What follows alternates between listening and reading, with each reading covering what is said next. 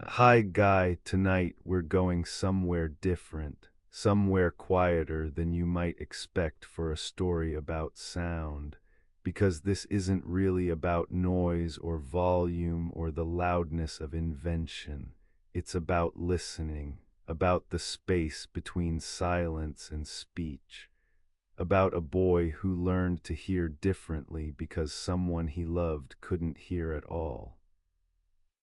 What follows is a journey through 12 chapters, 12 meditations on sound and silence, on distance and presence, on the human voice and its mysterious journey from breath to electricity to voice again.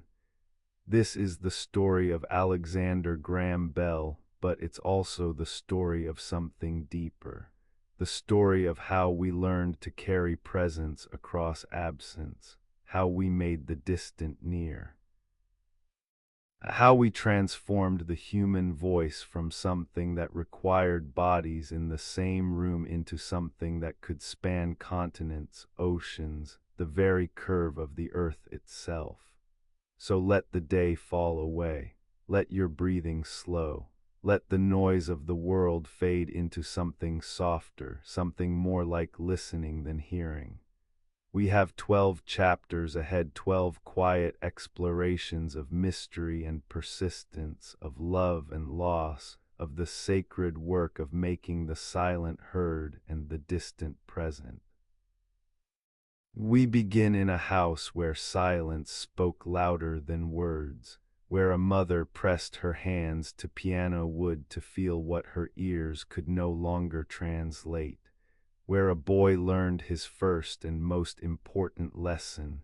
That sound was not just hearing, but something that moved through the world in ways the hearing had forgotten to notice. Close your eyes if you want. The story will find you. Let's begin. In a household where words arrived not through air but through eyes and fingertips, a boy learned to listen differently. This was Edinburgh in the middle years of the 19th century, when the city rose grey and dignified from its Scottish hills, when propriety mattered and families maintained appearances even when private griefs ran deep. But in the Bell household, something unusual was occurring, something that would later reshape how humanity understood communication itself, though no one could have predicted this from the domestic scene of a mother at her piano. Eliza Bell sat at the keyboard, her hands pressed flat against the polished wood, not playing exactly, listening. But listening through touch rather than hearing, because her ears had been claimed by illness years before, had been taken from her gradually until sound became memory rather than sensation. She was not born deaf. This matters. She had known sound, had heard music and speech and all the acoustic richness of the world before progressive deafness stole it away, which made the silence more haunting, more present. She remembered what she had lost. Her son Alexander watched from the doorway, watched her hands on the wood, watched how she could distinguish one note from another not by hearing them, but by feeling their vibrations travel through the piano's frame into her palms, her fingers, the bones of her hands. She could tell when he played correctly and when he struck wrong notes, could sense rhythm and tempo through touch alone. The piano became translator, converting acoustic information into tactile sensation, making sound visible or at least perceptible to someone who could not hear it in the conventional way. Whispers tell us that this sight, his mother listening through vibration, perceiving music through channels the hearing world had forgotten existed, became his first and most profound teacher. Not in any formal sense. She did not sit him down and explain the physics of vibration. did not lecture about sound waves or frequency or the mechanical translation of acoustic energy into neural signals. She simply demonstrated through her daily adaptation to deafness that sound was not merely hearing, that it was something more fundamental, something that moved through matter like prayer through stone, like memory through time. His father Melville taught elocution the science of proper speech, the careful shaping of breath into meaning. He had developed a system called visible speech, a way of representing every sound the human mouth could produce through carefully designed symbols. Not writing in the traditional sense, but phonetic notation so precise it could capture accent and dialect, could show exactly how tongue and lips and throat needed to position themselves to create each distinct sound. It is said that the house became a kind of laboratory for communication. Melville would demonstrate visible speech symbols, showing how abstract marks on paper could guide someone to produce sounds they had never heard. Eliza would read lips with remarkable accuracy, could follow conversations by watching mouths move, by observing the subtle choreography of articulation that most people perform unconsciously. And young Alexander absorbed both lessons. From his father, that sound could be made visible, that the invisible mechanics of speech could be represented symbolically. From his mother, that those who could not hear were not lacking but perceiving differently, that deafness was not absence but another form of presence, that communication required more than casual speech when profound silence occupied the space where sound should be. Beneath the silence of that Edinburgh household, beneath the careful articulation and the piano vibrations and the visible speech symbols covering the study walls, something essential was taking root. A boy was learning to see sound not as most people experienced it as something heard and then forgotten, but as something more mysterious, more precious.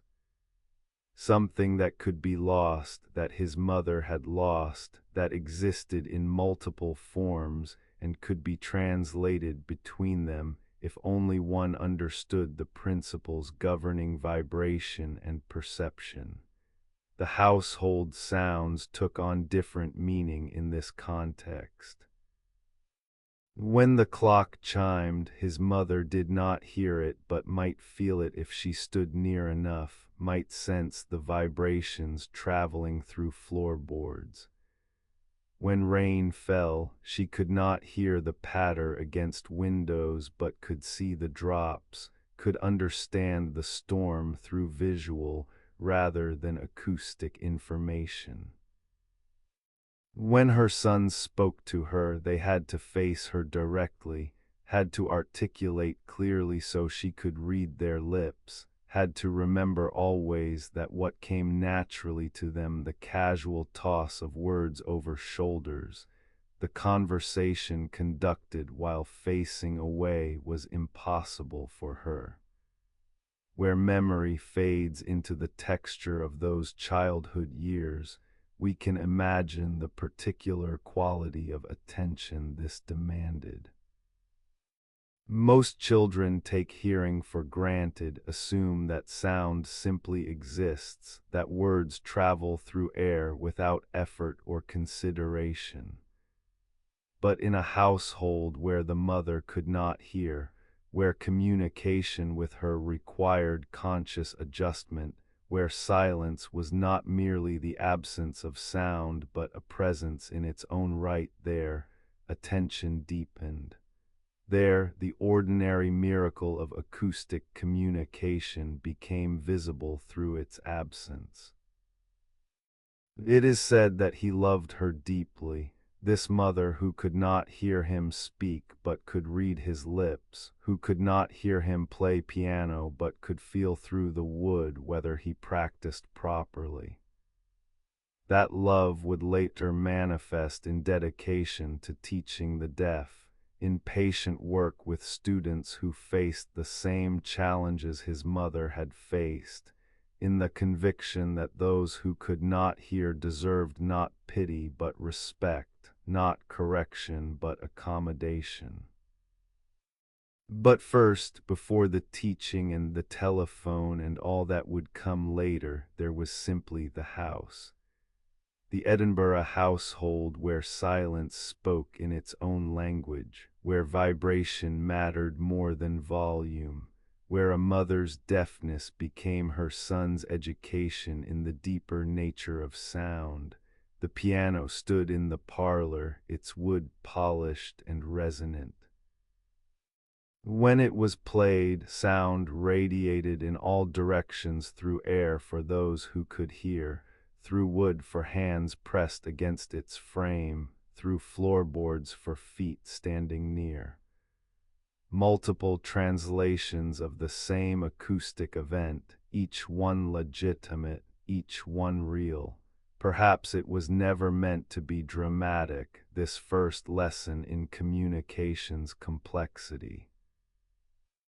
Perhaps profound education often arrives disguised as ordinary domestic life, as mothers adapting to deafness, as boys watching and wondering why sound exists in forms the hearing rarely notice. Marked by the silence that was not quite silence, by the vibrations that were sound's other name, by the careful articulation required to communicate across the barrier of deafness, the household shaped him.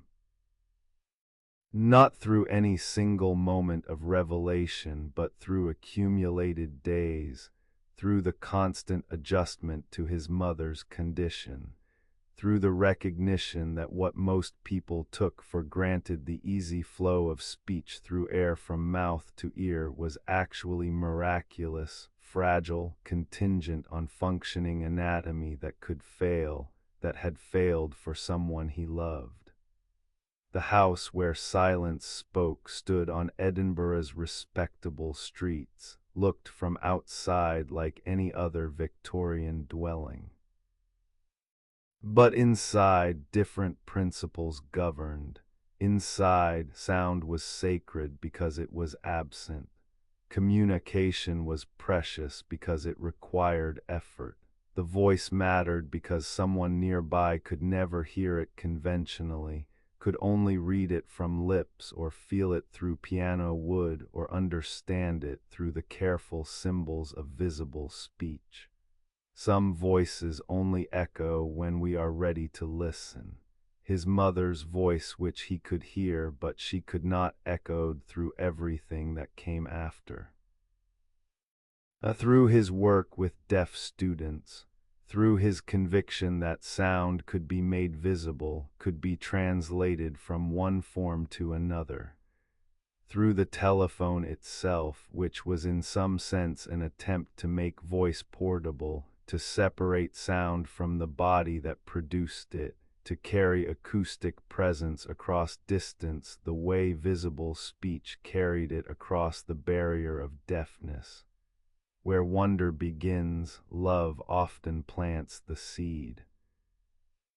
And in that Edinburgh household, in the silence that surrounded his mother's piano, in the vibrations that let her perceive what her ears could not translate there, love planted questions that would take a lifetime to answer. Questions about sound and silence, about presence and absence, about how the human voice might be captured, transmitted, preserved, made available even to those who could not hear it in traditional ways. The house remembered as houses do. Walls still holding the echo of carefully articulated words, of visible speech lessons, of piano notes felt rather than heard. And in that remembering, the future waited patient and inevitable, ready to be born from the marriage of love and curiosity, of silence and systematic inquiry, of a boy's attention to his mother's deafness and what it taught about sound's deeper nature. Where the journey begins, we rarely see its destination. But the path was already forming there in Edinburgh, in a house where silence spoke and a boy learned to listen.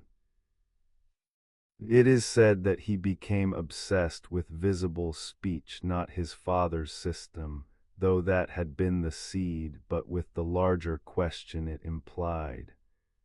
If sound could be represented symbolically, if the invisible mechanics of articulation could be captured in carefully designed notation, then what else might be possible? Could sound be made visible not just through abstract symbols, but through actual physical representation?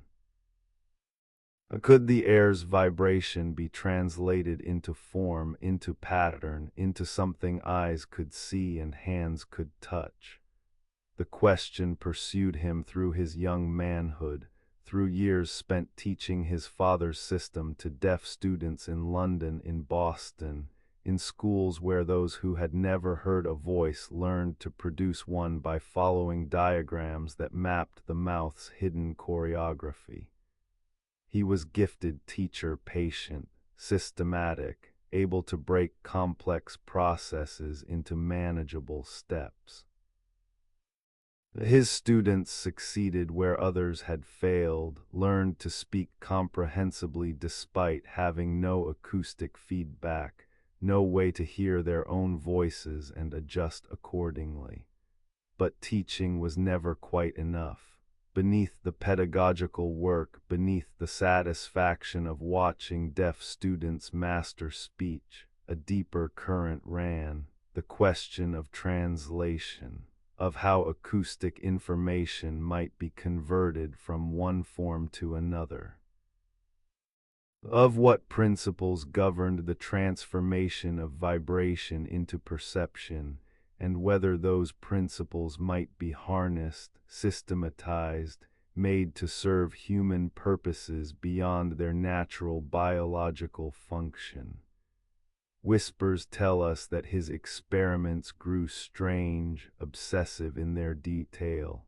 He attached bristles to tuning forks, let them trace patterns in lamp-black smoke spread thin on glass. Each fork vibrated at a specific frequency, and the bristle recorded that vibration as wavy line visible sound, the acoustic made optical. Different frequencies produced different patterns. The glass plates accumulated these frozen songs, these visual echoes of vibrations that had moved through air and then been captured, translated, made permanent through the simple technique of tracing bristle through smoke. He studied the ear's anatomy with intensity that bordered on reverence. The delicate membrane of the eardrum so thin, so responsive to the minute pressure changes that were sound waves traveling through air. The chain of tiny bones beyond it, hammer, anvil, stirrup, translating membrane vibration into the fluid movements that would eventually become neural signals, become the perception of sound itself. The whole apparatus was translation engine, was proof that vibration could be converted from mechanical to electrical, from physical to perceptual. If nature could accomplish this translation through evolved biological structures, he reasoned, then perhaps artificial membranes might accomplish similar feats. Perhaps wire and diaphragm and magnetic fields could replicate what ear and nerve and brain did naturally.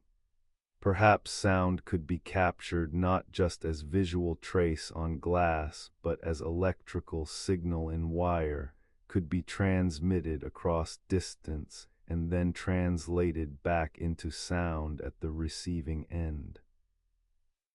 His notebooks filled with sketches, hybrid documents where linguistic notation merged with mechanical diagrams, where the careful symbols of visible speech appeared alongside drawings of electromagnets and vibrating membranes, where the border between teaching and inventing dissolved into singular quest. Everything connected, the deaf students learning to speak, the tuning forks tracing patterns, the ear's anatomy revealing principles of acoustic translation. All of it pointed toward the same possibility.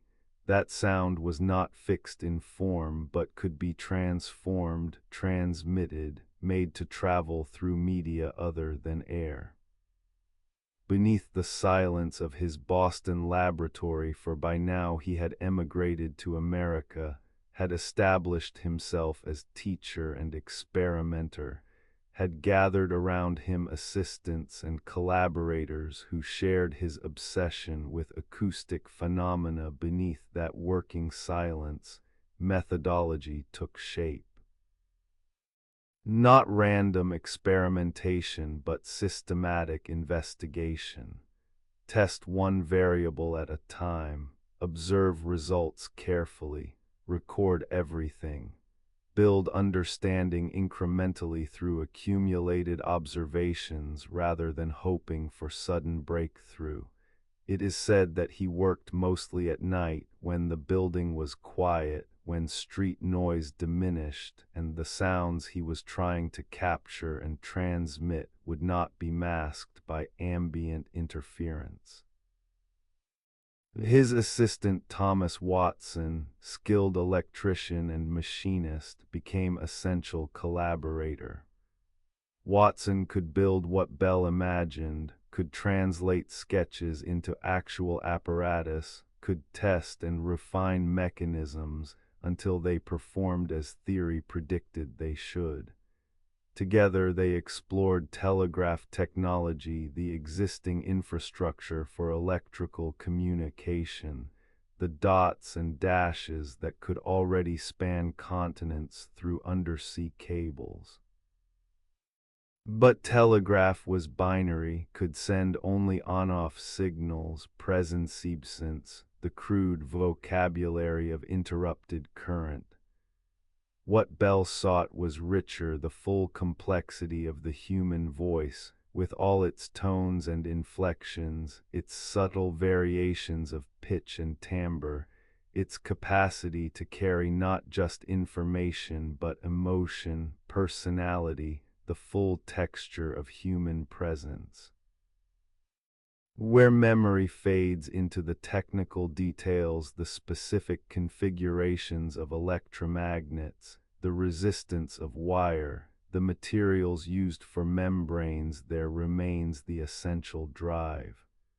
The conviction that translation was possible, that sound could ride electric current, that voice could be separated from body and made to travel through copper veins stretching across cities, across states, eventually across oceans and continents.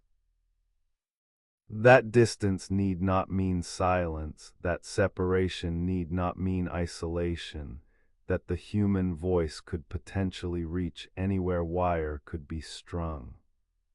Perhaps it was never one breakthrough but accumulated understanding. Perhaps the path from deaf students speaking through visible speech to the telephone carrying voice electrically was not leap but gradual incline, each experiment teaching something, each failure narrowing possibilities, each partial success suggesting directions for further investigation. The membrane trembled, in countless configurations, in apparatus assembled and disassembled and reassembled differently. Membranes vibrated in response to voice, to shouted words, to singing, to any acoustic disturbance that could make air pressure fluctuate. And sometimes not reliably yet, not predictably, that vibration would induce current in an electromagnet, would send signal through wire to another apparatus where another membrane might vibrate in sympathy, might reproduce faintly the sound that had set the first membrane trembling. Marked by countless nights of testing, by notebooks filling with observations and calculations, by the slow refinement of mechanism and theory both, the work progressed toward inevitable conclusion. Not inevitable in retrospect only, but inevitable because the principles were sound, because systematic investigation was revealing them, because sufficient persistence would eventually translate possibility into actuality. Some voices only echo when we are ready to listen. The voice he sought to transmit was his mother's, in a sense. The voice she could not hear, that had been lost to her deafness, that he wanted somehow to make available again, not to her hearing, which could not be restored, but perhaps to her touch, to her ability to perceive vibration through alternate channels. If the telephone succeeded, if voice could be transmitted electrically, might it not also be translated into visible or tactile form?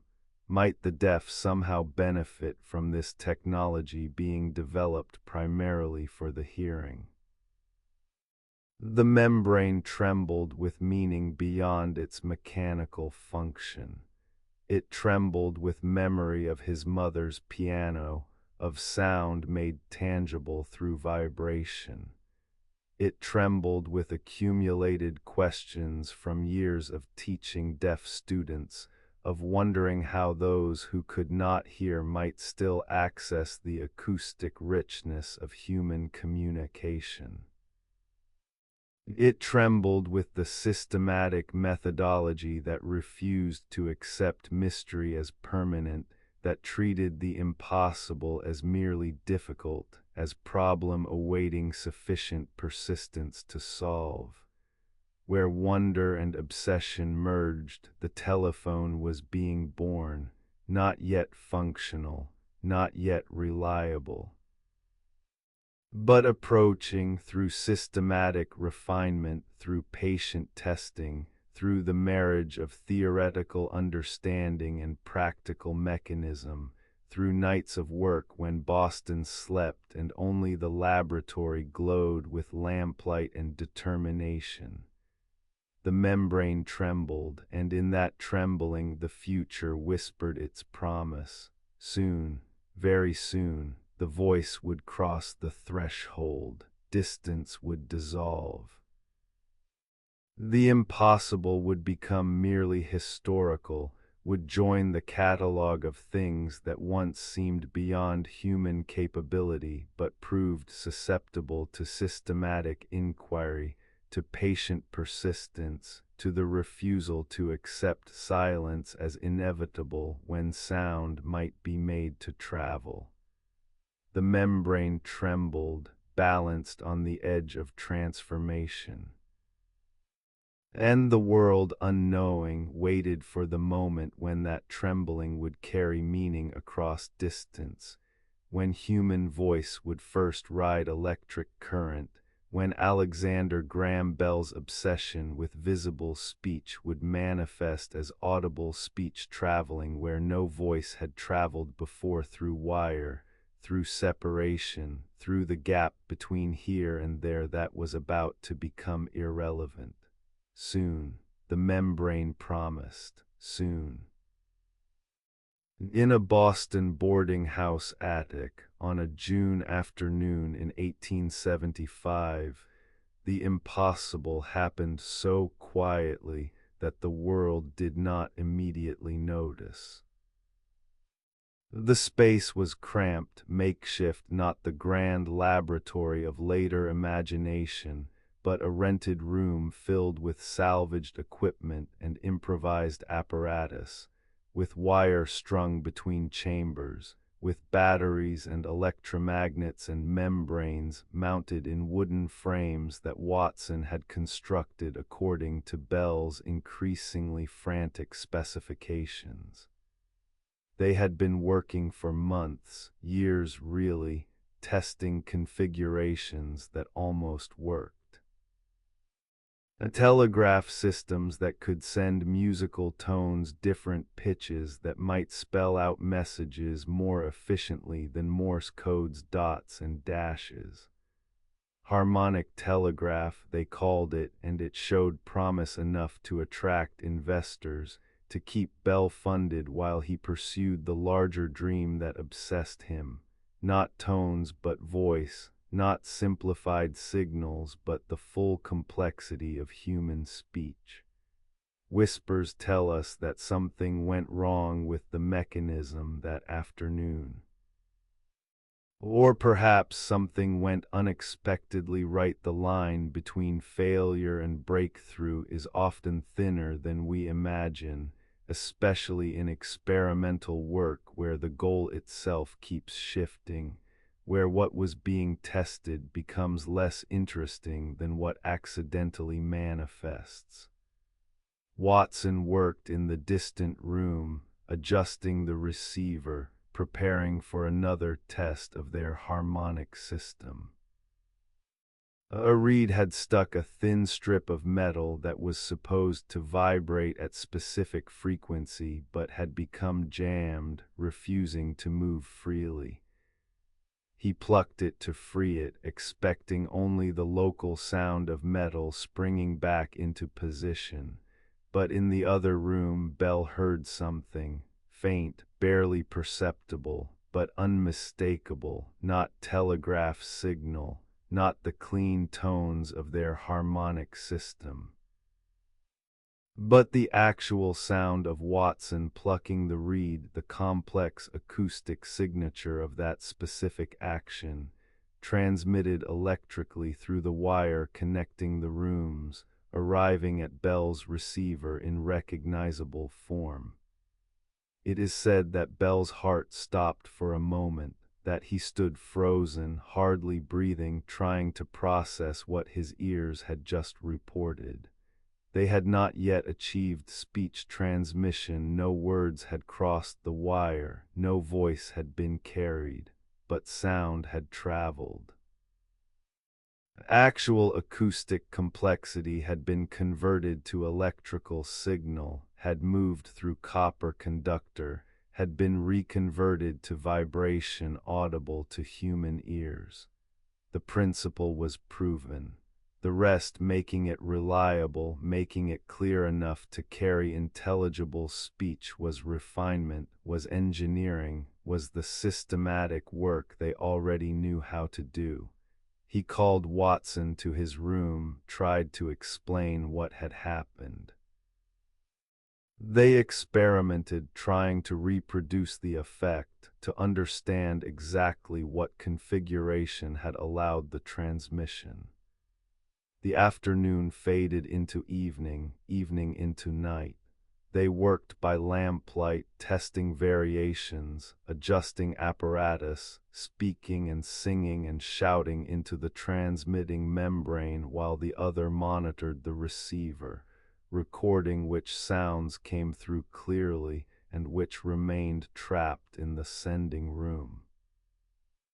Beneath the silence of those late hours, silence between tests, silence while they adjusted equipment and consulted notes, anticipation built like pressure before storm. They were close. Whatever barrier had prevented acoustic transmission was weakening, was showing cracks through which sound was beginning to leak. One more refinement, one more adjustment, one more reconfiguration might be enough to tear the barrier completely, to open the channel through which voice could finally flow unimpeded by distance. Where memory fades into exhaustion and exhilaration mixed, we can imagine that night's quality. The cramped attic, the smell of oil and metal, and the peculiar scent that electrical discharge leaves in air. The lamplight creating circles of visibility in surrounding darkness.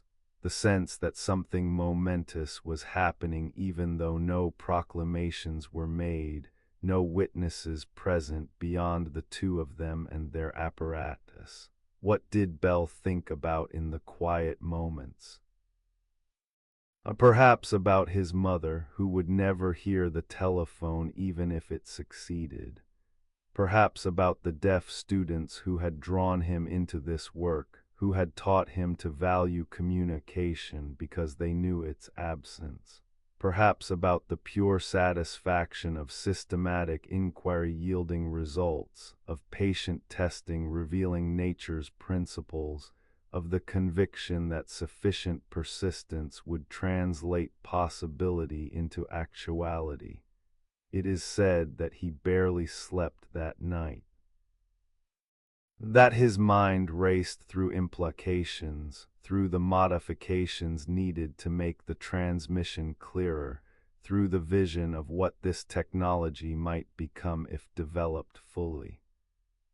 A world where voices could span any distance wire could reach, where separation no longer meant isolation, where the human voice, that most intimate of productions, could be made as portable as written words, as transmissible as telegraph messages, but infinitely richer in content and emotion.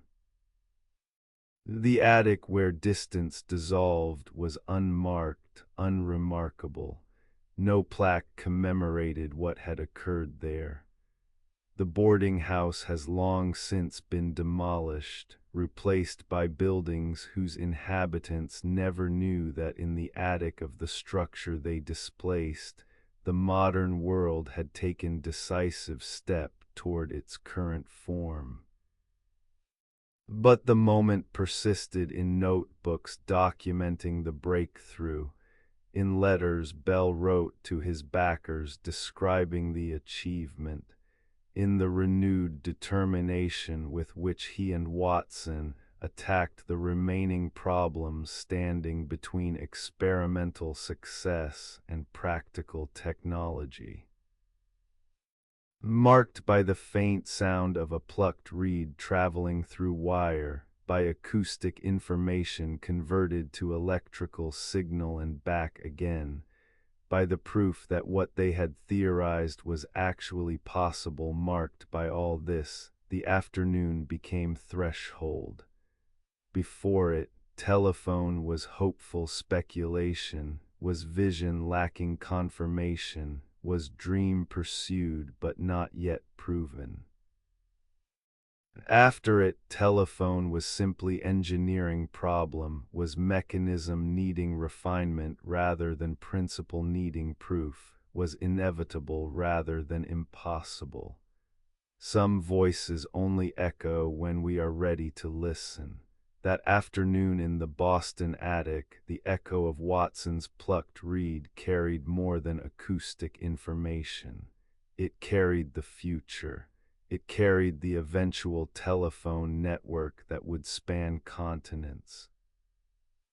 It carried the transformation of human communication from something bound by proximity to something limited only by infrastructure. It carried all the conversations that would be possible once the technology matured, all the connections that would be maintained across distance, all the presence that would persist despite separation. The attic was small. The moment was quiet. But what began there rippled outward in waves that would reshape civilization, that would make distance increasingly irrelevant to human relationship, that would prove once more that systematic investigation could overcome apparently insurmountable barriers. Where wonder lives, boundaries dissolve. The boundary between here and there, between sound at its source and sound at distance, between the impossible and the merely difficult, between theory and practice. All of them weakening, cracking, preparing to fall before the systematic assault of patient experimentation and refined apparatus.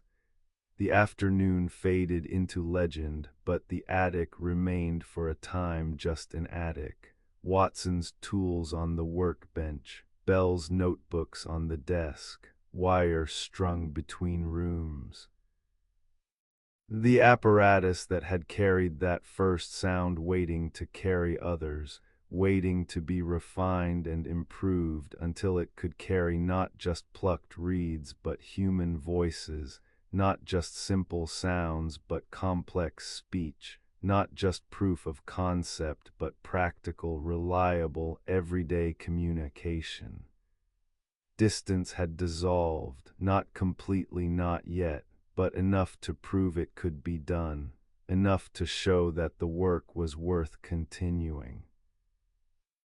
Enough to transform hope into certainty, vision into engineering project, impossible into inevitable. In that transformation, in that quiet afternoon breakthrough, the telephone was truly born, not in the later, more famous transmission of words, but here, in the accident of a stuck reed, in the sound that crossed the threshold between rooms and proved that sound could cross any threshold given the right apparatus and sufficient understanding. The attic remembered, though the building itself would not long survive, and in that memory preserved in notebooks, in patents, in the eventual technology that emerged from that afternoon's discovery, the future waited, patient and inevitable, ready to speak across any distance, ready to dissolve the tyranny of separation, ready to make the human voice as portable as human thought. Where the impossible became possible, a door opened. And through that door, the modern world would eventually walk, talking as it went, voices carrying across miles and continents and oceans, connected by copper wire and systematic persistence, and the refusal of one man and his assistant to accept that distance must mean silence. The attic where distance dissolved stands now only in memory. But what it proved persists, echoing through every telephone call, through every voice that travels electrically, through every conversation that spans distance as though distance were irrelevant. And in that persistence, wonder lives eternal. "Mr. Watson, come here, I want to see you." It is said that these were the first words ever transmitted electrically, carried through wire from one room to another, from Bell's lips to Watson's ear across distance that should have meant silence. Not poetry, not proclamation, not carefully prepared statement meant for history's recording. Just casual summons, spoken because he had spilled battery acid on his clothes and needed assistance, because in the moment of pain and surprise he forgot he was supposed to be testing apparatus and simply called out to his colleague in the adjacent room, and the apparatus answered.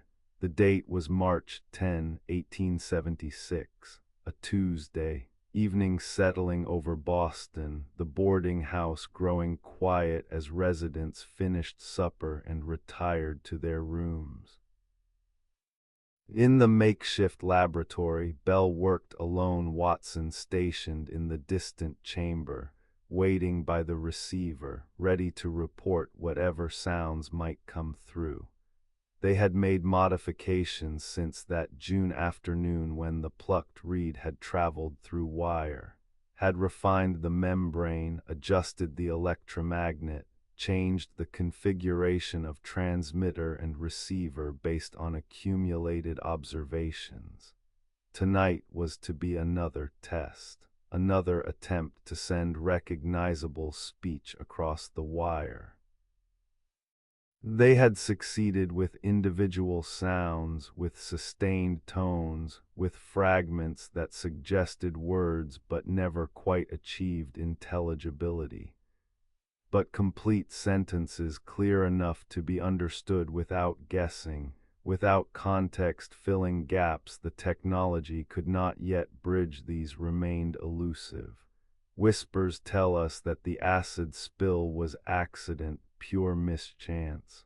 A bottle tipped, liquid splashing across his leg, the sharp sensation demanding immediate attention.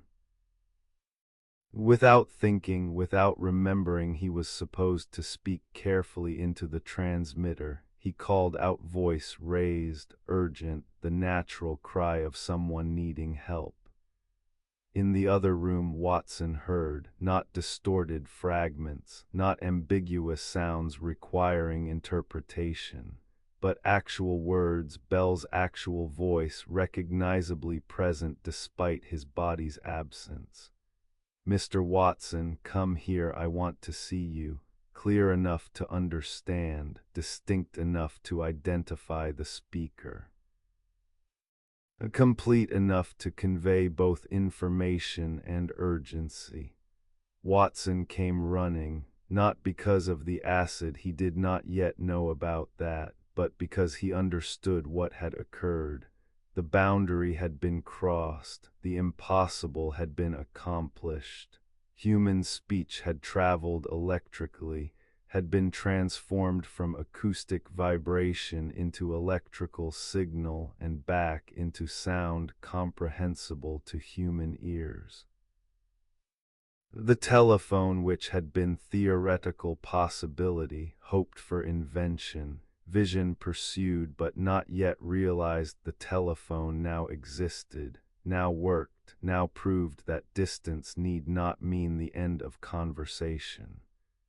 Beneath the silence that followed the pause after Watson burst into the room, after they realized what had just happened, the world changed, not immediately in any visible way. The boarding house remained a boarding house. Boston continued its evening routines. Nothing appeared different because nothing was yet different for anyone beyond the two men in that attic laboratory. But the potential had shifted. What had been impossible was now merely new. What had seemed forever limited to short distances, the range of unaided voice, perhaps amplified by shouting, but still constrained to hundreds of feet at most, could now theoretically span any distance wire could reach. The human voice had become portable, had been freed from the body that produced it, had proven itself capable of electrical translation and transmission. It is said that they tested it again and again that night, speaking back and forth between rooms. Simple sentences at first, greetings, questions, statements chosen for their clarity.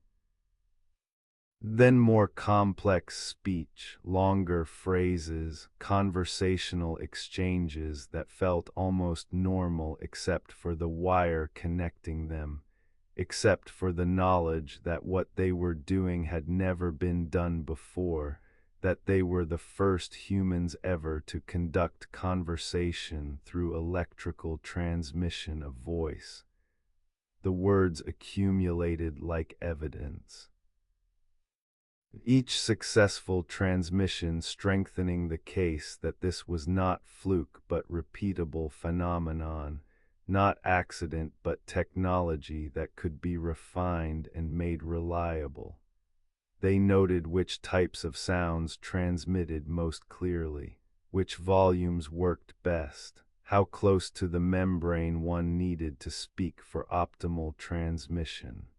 All the practical details that would need to be resolved before the telephone could become more than laboratory demonstration.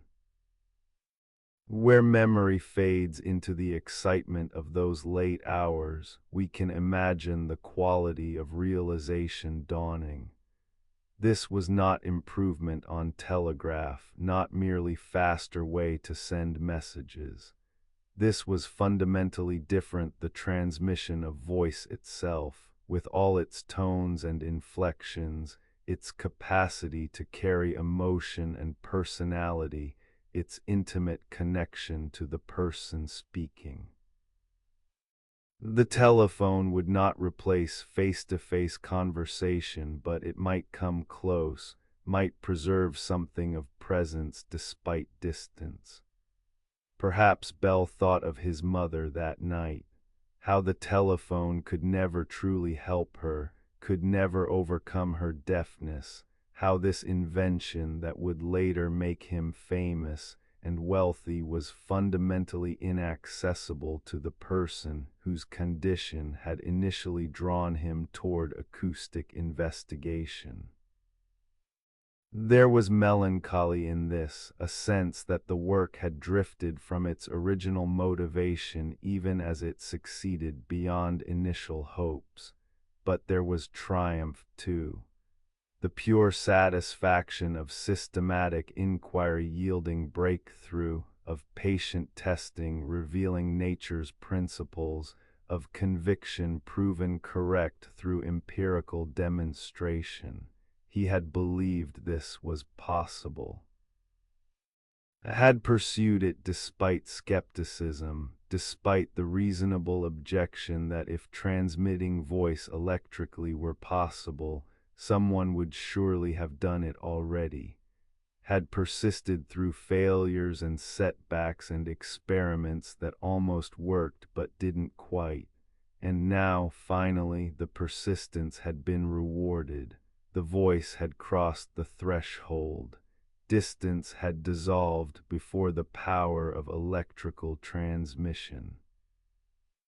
The impossible had become actual in that March evening, in that boarding house attic, in words spoken urgently because of spilled acid and heard clearly because the mechanism finally, at last, worked as theory predicted it should.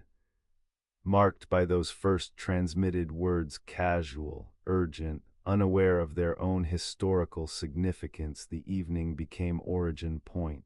Before it, telephone was hope and hypothesis. After it, telephone was technology requiring development but no longer requiring proof. The principle was established. The rest was refinement, was scaling from laboratory to infrastructure, was the business and legal challenges of transforming experimental success into commercial service. Some voices only echo when we are ready to listen. Mr. Watson, come here, I want to see you. The words echo still, not just in historical memory, but in every telephone conversation since. Every call made, every voice transmitted electrically, every instance of presence maintained despite separation, all of them descendants of that first transmission, all of them proving again what Bell and Watson proved that March evening. The words themselves were ordinary, but their journey was not. They traveled through transformation from acoustic pressure waves in air to mechanical vibration of membrane, from membrane vibration to electrical current in wire, from electrical signal to mechanical motion of receiving membrane, from membrane back to acoustic waves arriving at Watson's ear. 4 translations, each one necessary, each one preserving something essential even as the medium changed. It is said that Bell filed for patent the very next day, or perhaps it was weeks later. The historical record is unclear, but soon, certainly. The invention needed protection, needed legal recognition. needed the formal acknowledgement that what had been accomplished was novel, was significant, was worthy of the monopoly rights that patents granted. The legal battles would come later, rivals claiming they had invented the telephone first, investors arguing over shares of eventual profits, courts trying to determine whose contributions were essential and whose merely supportive. But none of that mattered on the night of March 10, 1876. What mattered was simpler, purer. The voice had traveled. Words had crossed distance electrically. The telephone worked. Where wonder lives, transformation occurs. The transformation of sound into signal, of distance into irrelevance, of impossible into accomplished fact. The boarding house attic held witness to this transformation, its walls absorbing the significance even if they could not comprehend it, its floors bearing the weight of apparatus that had just reshaped human civilization's future. The acid stain remained on Belle's pants, practical reminder that great moments often arrive accidentally, that breakthrough can come from mistake or urgency rather than careful preparation. The stain would eventually wash out or the pants would be discarded.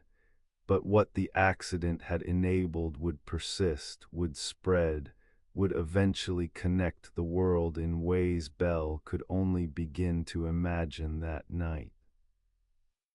Beneath the silence after Watson departed, after the excitement had settled enough for Belle to clean up the spilled acid, to record the day's events in his notebook, to sit alone with the magnitude of what had been accomplished beneath that silence, gratitude perhaps stirred. Gratitude for Watson's skill and patience, for the investors who had funded the work, for his father's visible speech system that had started him thinking about sounds translation, for his mother's deafness that had made communication sacred rather than casual, for all the accumulated chances and choices that had led to this moment, this attic, this breakthrough. The words crossed the threshold on March 10, 1876. But their crossing opened door that would never close, that would only widen as the technology spread, as telephone service became infrastructure, as the world shrank before the power of voice transmitted electrically across distances that once meant isolation. "Mr. Watson, come here, I want to see you." Simple words, urgent words. Words that changed everything by proving that words could travel, that voice could persist despite distance, that the human presence could be electrically transmitted and received and recognized across separations that should have meant silence. In those words, the modern world spoke its first sentence. Then the echo continues still through every telephone call, through every voice that travels copper or fiber, through every conversation that treats distance as irrelevance rather than obstacle. Where the threshold was crossed, a new path opened. And humanity, perhaps without fully realizing it, stepped through into the connected future, talking as it went, voices carrying across the wire, presence maintained despite separation, the impossible made so ordinary that within a generation it would be taken for granted, would be forgotten as miracle and remembered only as utility. But on that March evening in that Boston boarding house, the miracle was fresh and new. And in its freshness, wonder bloomed pure, undiminished by familiarity, recognizing in those simple transmitted words the beginning of transformation that would reshape how humans related to distance, to separation, to the challenge of maintaining connection across the spaces that divide us. The words crossed, and in their crossing everything changed. She could not hear him. His wife Mabel had been deaf since childhood, since scarlet fever invaded her body at age 5, since the illness retreated but took her hearing with it, leaving her in silence before memory could properly preserve what sound had been. She did not remember her mother's voice, did not remember music or birdsong or any of the acoustic richness that most people inhabited without conscious appreciation. For her, the world was visual, tactile, observed rather than overheard. He had been her teacher first. This was years before the telephone, when he was still young man establishing himself as instructor of the deaf, carrying forward his father's work with visible speech, helping those who could not hear learn to produce comprehensible speech by following phonetic notation that showed exactly how mouth and tongue and throat should position themselves. Mabel was exceptional student, intelligent, determined, refusing to let deafness limit her education or social participation. But student became something more, perhaps inevitably, given the hours they spent together, given the intimacy of teaching speech, of guiding her articulation, of communicating through lip reading and careful enunciation. He fell in love with her. She more gradually came to return his feeling. Her parents worried about the age difference, about his limited financial prospects, about whether this intense young teacher with his obsessive interest in acoustic phenomena could provide the stability their daughter deserved. They married anyway. In 1877, the year after the telephone's invention, when his fame was beginning to spread but his fortune was not yet secure. She was 20, he was 30. Their marriage would last until his death 4 to 5 years later, would produce 4 children, would become partnership of different perceptions working toward common purpose. Whispers tell us that their communication developed its own grammar, its own rhythms different from hearing couples. He learned to speak slowly and clearly, to face her directly so she could read his lips, to understand that casual conversation, words tossed over shoulders, remarks made while facing away, was impossible with her. She learned to sense the presence of sound through alternate channels, through watching how others reacted to noises she could not hear, through feeling vibrations in furniture and floors, through developing the heightened visual attention that deaf people often cultivate. In their home in Washington, they built life around accommodation and understanding. Servants learned to approach her from the front rather than calling from behind. Visitors were briefed about her deafness, about the need to speak clearly and face her directly. The social gatherings were challenging. She could not follow group conversations, could not catch remarks not directed specifically to her.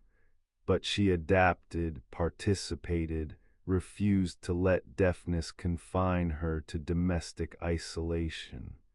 Beneath the silence of their domestic life, silence that was hers constantly, his only when they were alone together, something tender and melancholic developed.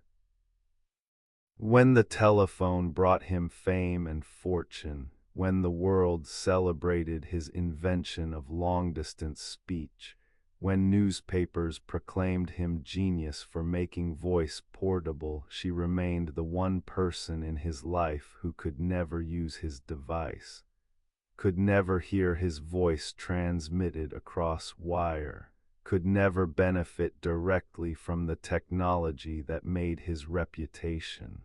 There was something both touching and tragic in this. He had dedicated early career to making sound visible, to helping the deaf communicate, but his greatest invention served only the hearing world. For Mabel, for his mother, for all the deaf students he had taught, the telephone was irrelevant, was miracle that bypassed them entirely, was triumph that reminded them of what they lacked. It is said that he recognized this irony, perhaps felt guilt about it. That his later work often returned to questions of how sound might be translated into forms accessible to the deaf.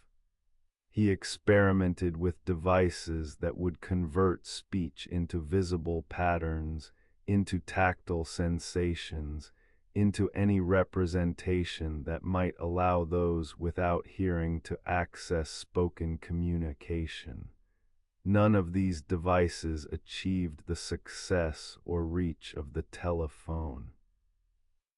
But the attempt mattered, spoke to his continuing concern for the population that had first drawn him into acoustic investigation. Where memory fades into the texture of their married years, we can imagine the quality of their relationship, the patience required, the accommodations made, the ways love manifests differently when one partner inhabits a sensory world the other can never fully enter.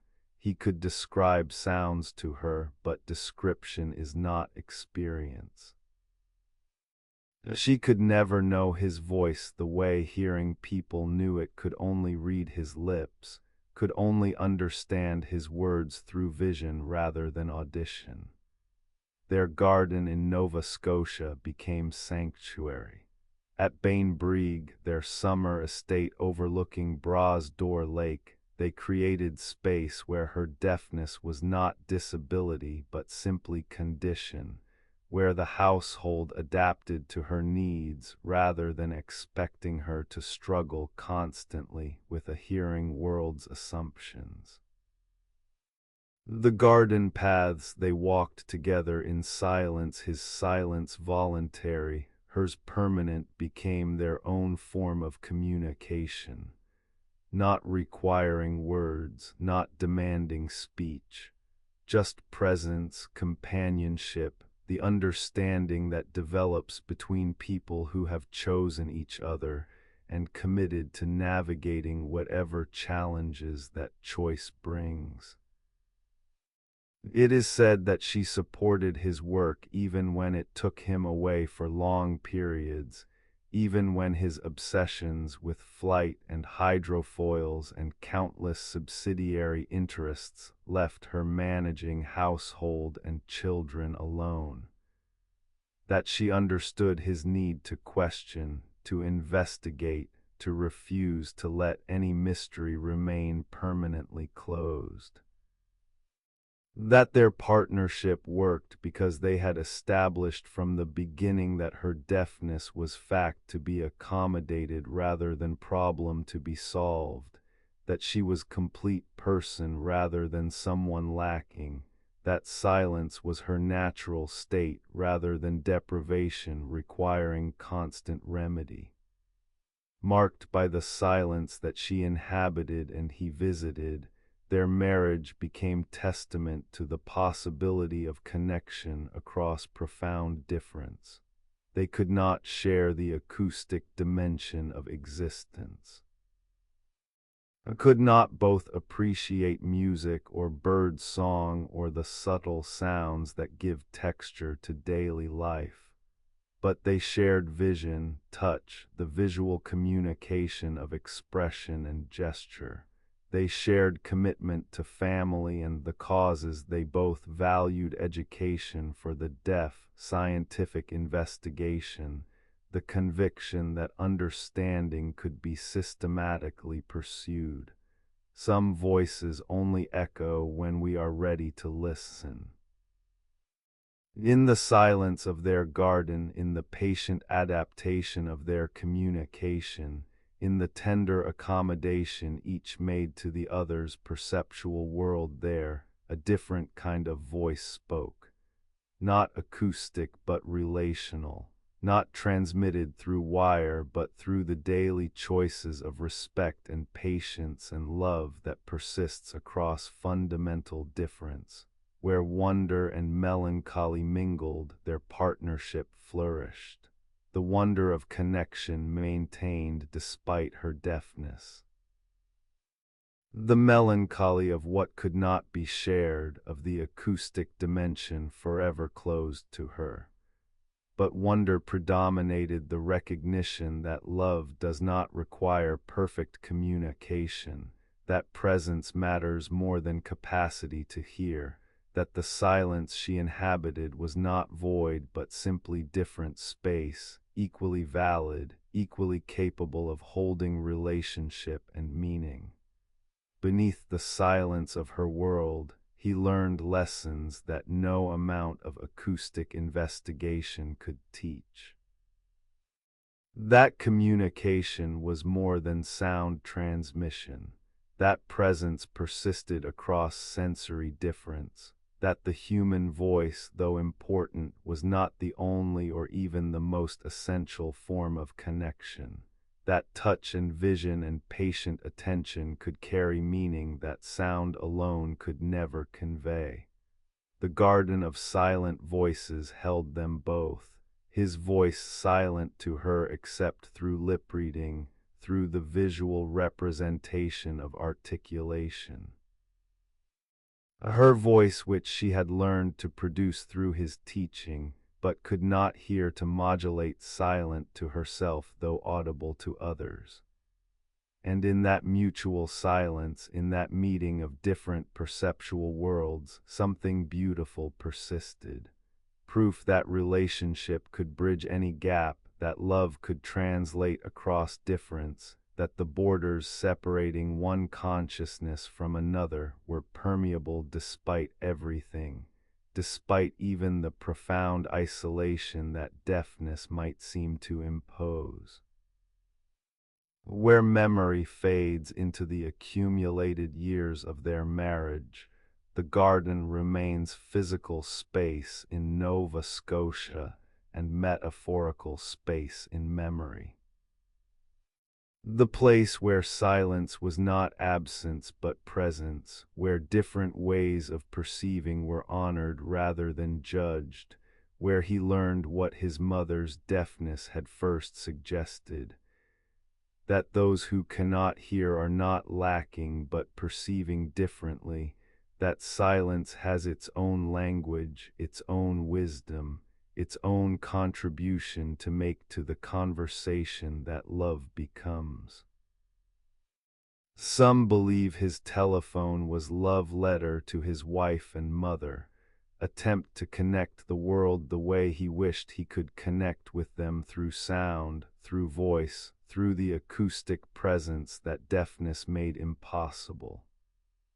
Others believe his greatest invention was not the telephone at all, but the patient, respectful partnership he built with Mabel, the marriage that honored difference rather than trying to erase it, that adapted and accommodated rather than demanding the deaf become hearing, the silent become speaking. Beneath the silence hers permanent, his when they were together, both of them when they walked the garden paths in Nova Scotia evening light, understanding grew. Understanding that sound was not everything, that voice though precious was not essential to connection, that the telephone, for all its transformative power, could not replace presence, could not substitute for the patient attention that real relationship demands. The garden held them both.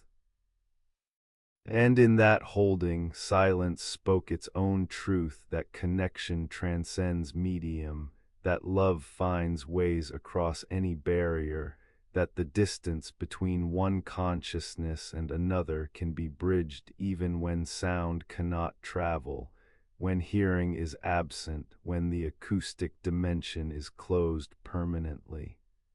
Where the garden grows, silence blooms.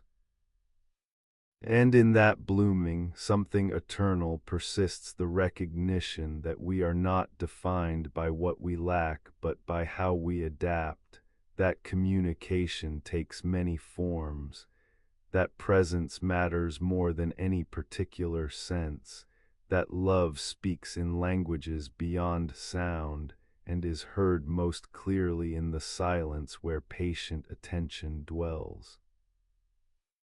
After the telephone's triumph, he could have rested, could have lived comfortably on royalties and fame, basked in recognition, enjoyed the fruits of invention without seeking further mysteries to solve. But his mind would not settle, could not settle. The telephone had answered one question: how to transmit voice through wire, but in answering, it had raised others. If sound could travel through electrical current in copper, he wondered, why not through light? It is said that the idea obsessed him through the late 1870s and early 1880s, even as telephone service was expanding, even as his invention was transforming from laboratory curiosity to commercial infrastructure. Light was electromagnetic radiation, just as electricity was. Light traveled vast distances without medium, crossed emptiness where sound could never reach, spanned the gulf between stars where no wire could ever be strung. Could light be modulated to carry acoustic information? Could a beam of light become a telephone line, transmitting voice without copper, carrying speech through pure radiance? The photophone emerged from these questions, a device stranger and more visionary than the telephone itself, a technology so far ahead of its time that it would not become practical for nearly a century, until fiber optics and lasers made the underlying principle finally useful. But in 1880, working with his assistant Charles Sumner Tainter, he built apparatus that demonstrated the possibility, that proved light could indeed carry the human voice across distance without physical connection. Whispers tell us that the principle was elegant, almost mystical in its simplicity. Sunlight reflected from a mirror struck a thin, flexible membrane.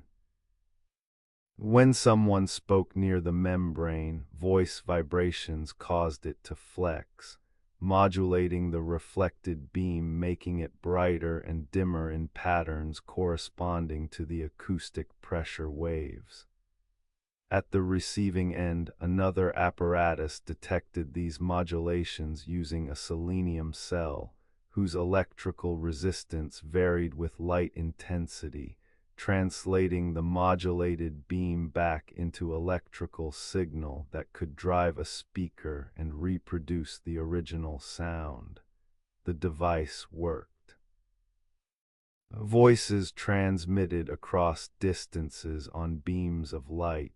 No wire required, no physical connection between sender and receiver, just mirror and membrane, selenium and sunlight, the invisible modulation of reflected radiance carrying speech through emptiness. They demonstrated it over 200 meters, voices crossing courtyard gardens, transmitted through afternoon light, arriving at the receiver clear enough to be understood despite the improbability, despite the seeming impossibility of voice writing radiance.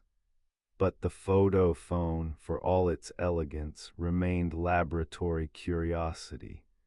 Too dependent on whether clouds blocked transmission, rain scattered light, fog rendered the system useless. Too demanding of clear sightlines, buildings or trees, or any obstruction between sender and receiver meant silence. Too limited by distance, atmospheric interference and geometric spreading reduced beam intensity rapidly, limiting practical range to hundreds of meters rather than the miles that wire-based telephony could easily span. Beneath the silence of the photophone's commercial failure, something profound had been proven. That light could carry information. That voice could ride radiance. That electromagnetic waves, whether electrical current in wire or optical radiation through air, could be modulated to preserve and transmit acoustic complexity. The principle was sound even if the implementation was premature, even if the technology of the 1880s could not make the vision practical. It is said that Bell considered the photophone his greatest achievement, more elegant than the telephone, more ambitious, more aligned with his deepest vision of communication freed from physical constraint. The telephone still required wires, still depended on infrastructure of copper and poles and switchboards. But the photophone needed only line of sight and light source and the apparatus to modulate and detect. In some idealized future, he imagined, buildings would communicate through light beams carrying thousands of conversations simultaneously, each beam a highway of voices traveling through air without the clutter and expense of wire. That future would arrive, but not in his lifetime. Not until fiber optic cables, thin strands of glass carrying laser light modulated with billions of bits per second, made his vision finally practical. Not until the 1970s and 80s would the photophone's principle become foundation for telecommunications infrastructure. Would light-based communication prove superior to electrical for long-distance transmission of information?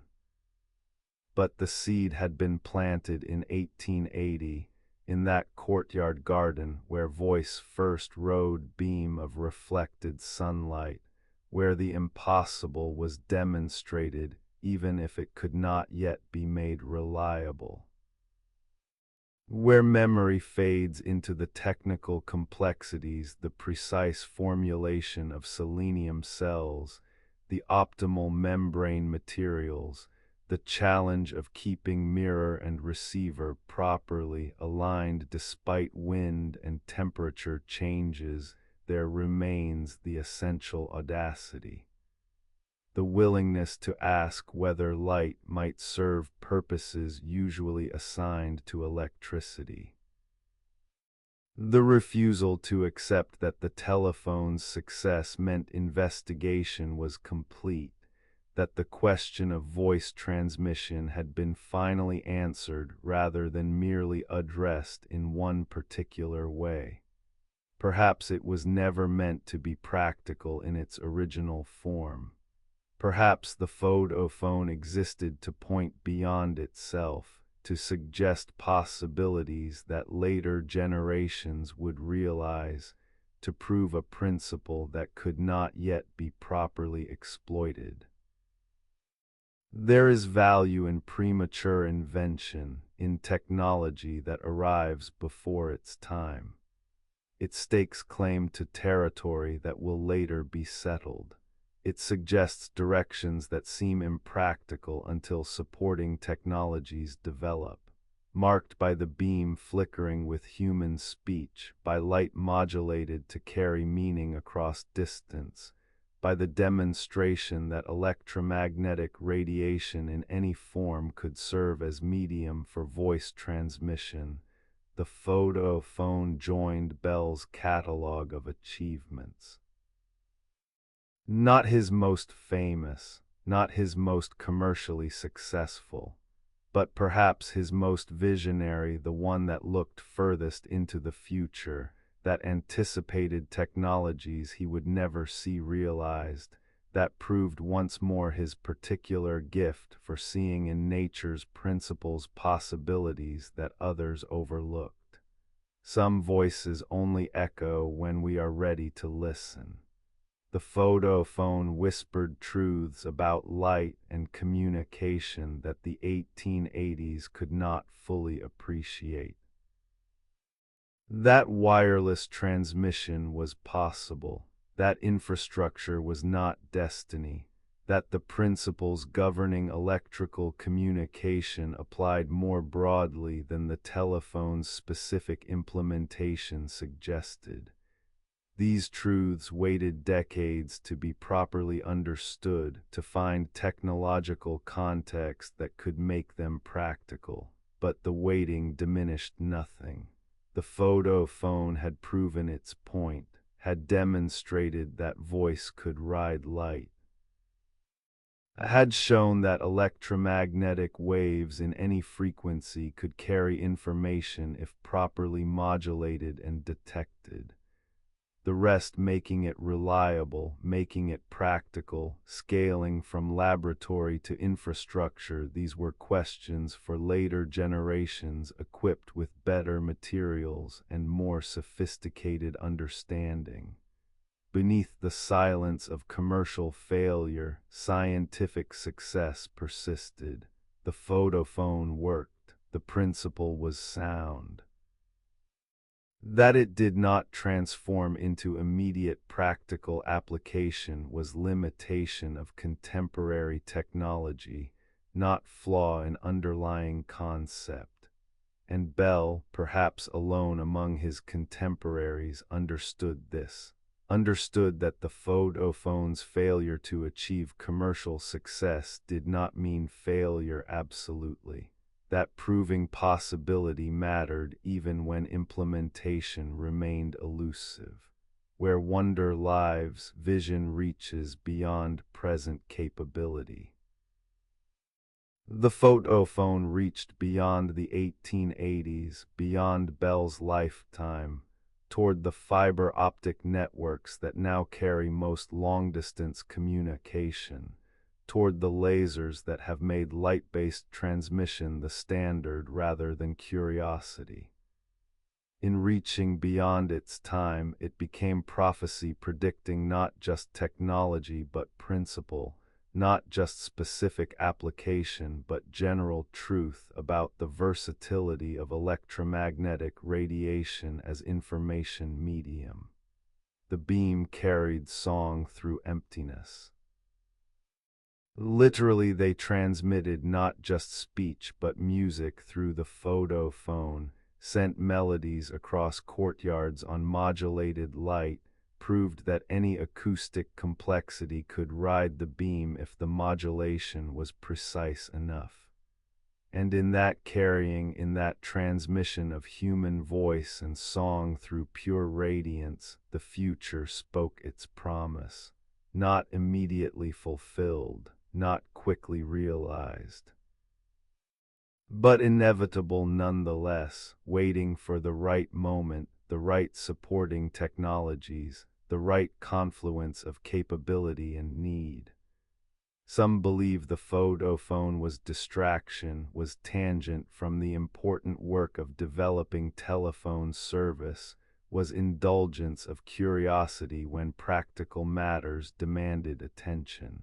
But perhaps all great advances require such indulgences. Perhaps the willingness to pursue tangents is what distinguishes systematic innovation from mere refinement.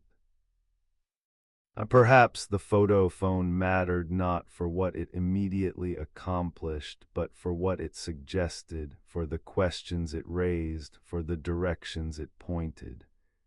Where the beam flickered with human speech, the future was already present, not manifest, not realized, but implicit, waiting. And in that waiting, in that patient hibernation of a century before the principle became practical, the photophone served its purpose, not as commercial product, not as practical technology, but as proof, as demonstration, as stake planted in territory that would later be thoroughly explored and settled. The beam carried song through emptiness, and in that carrying, silence learned a new language, the language of modulated light, of information riding radiance, of presence transmitted through electromagnetic waves that asked nothing from the emptiness they crossed except permission to travel unobstructed. Where wonder reaches, possibility expands. The photophone expanded possibility beyond what the 1880s could accommodate, but expansion mattered more than accommodation. The vision mattered more than immediate practicality. The proof mattered more than contemporary commercial success. And so the photophone stands in memory not as failure but as prophecy, not as dead end but as signpost pointing toward future that Bell could imagine but not inhabit, toward technologies he could foresee but not create, toward the inevitable moment when light would become the primary medium for long-distance communication, when his photophone's principle would finally find the practical expression it always deserved. The beam carried song. And the song continues, though now through glass fibers rather than open air, through laser light rather than reflected sunlight, through networks spanning continents rather than courtyard gardens. But the principle remains: light can carry voice, radiance can transmit presence, electromagnetic waves are versatile beyond any single application. Where the journey began, in that 1880 courtyard, the destination was already implicit. The photophone knew where it was going even if its inventor could not live to see arrival. And in that knowing, patient and persistent, the future waited, silent but present, impossible but inevitable, ahead of its time, but precisely on time for the moment when time finally caught up to vision. In later years, he turned to flight, to the ancient dream of human bodies airborne, of weight defeated through wing or engine or clever manipulation of aerodynamic principles that nature had mastered in birds and insects, but humanity had only recently begun to understand. At Baddeck, his Nova Scotia estate perched above Brasdoor Lake, he built enormous kites that looked like nothing the sky had seen before. It is said that he became fascinated by structure itself, not just how things flew, but why they held together while flying, why some shapes remained stable under stress while others collapsed. The tetrahedral cell became his obsession.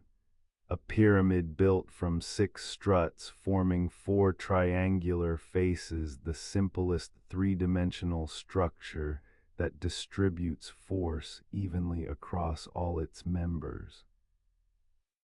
Individual cells were simple enough, but when combined into larger assemblies, when connected together into frameworks of hundreds or thousands of cells, they created structures that were simultaneously strong and light, that resisted bending and twisting while remaining light enough to float on air. The kites grew massive.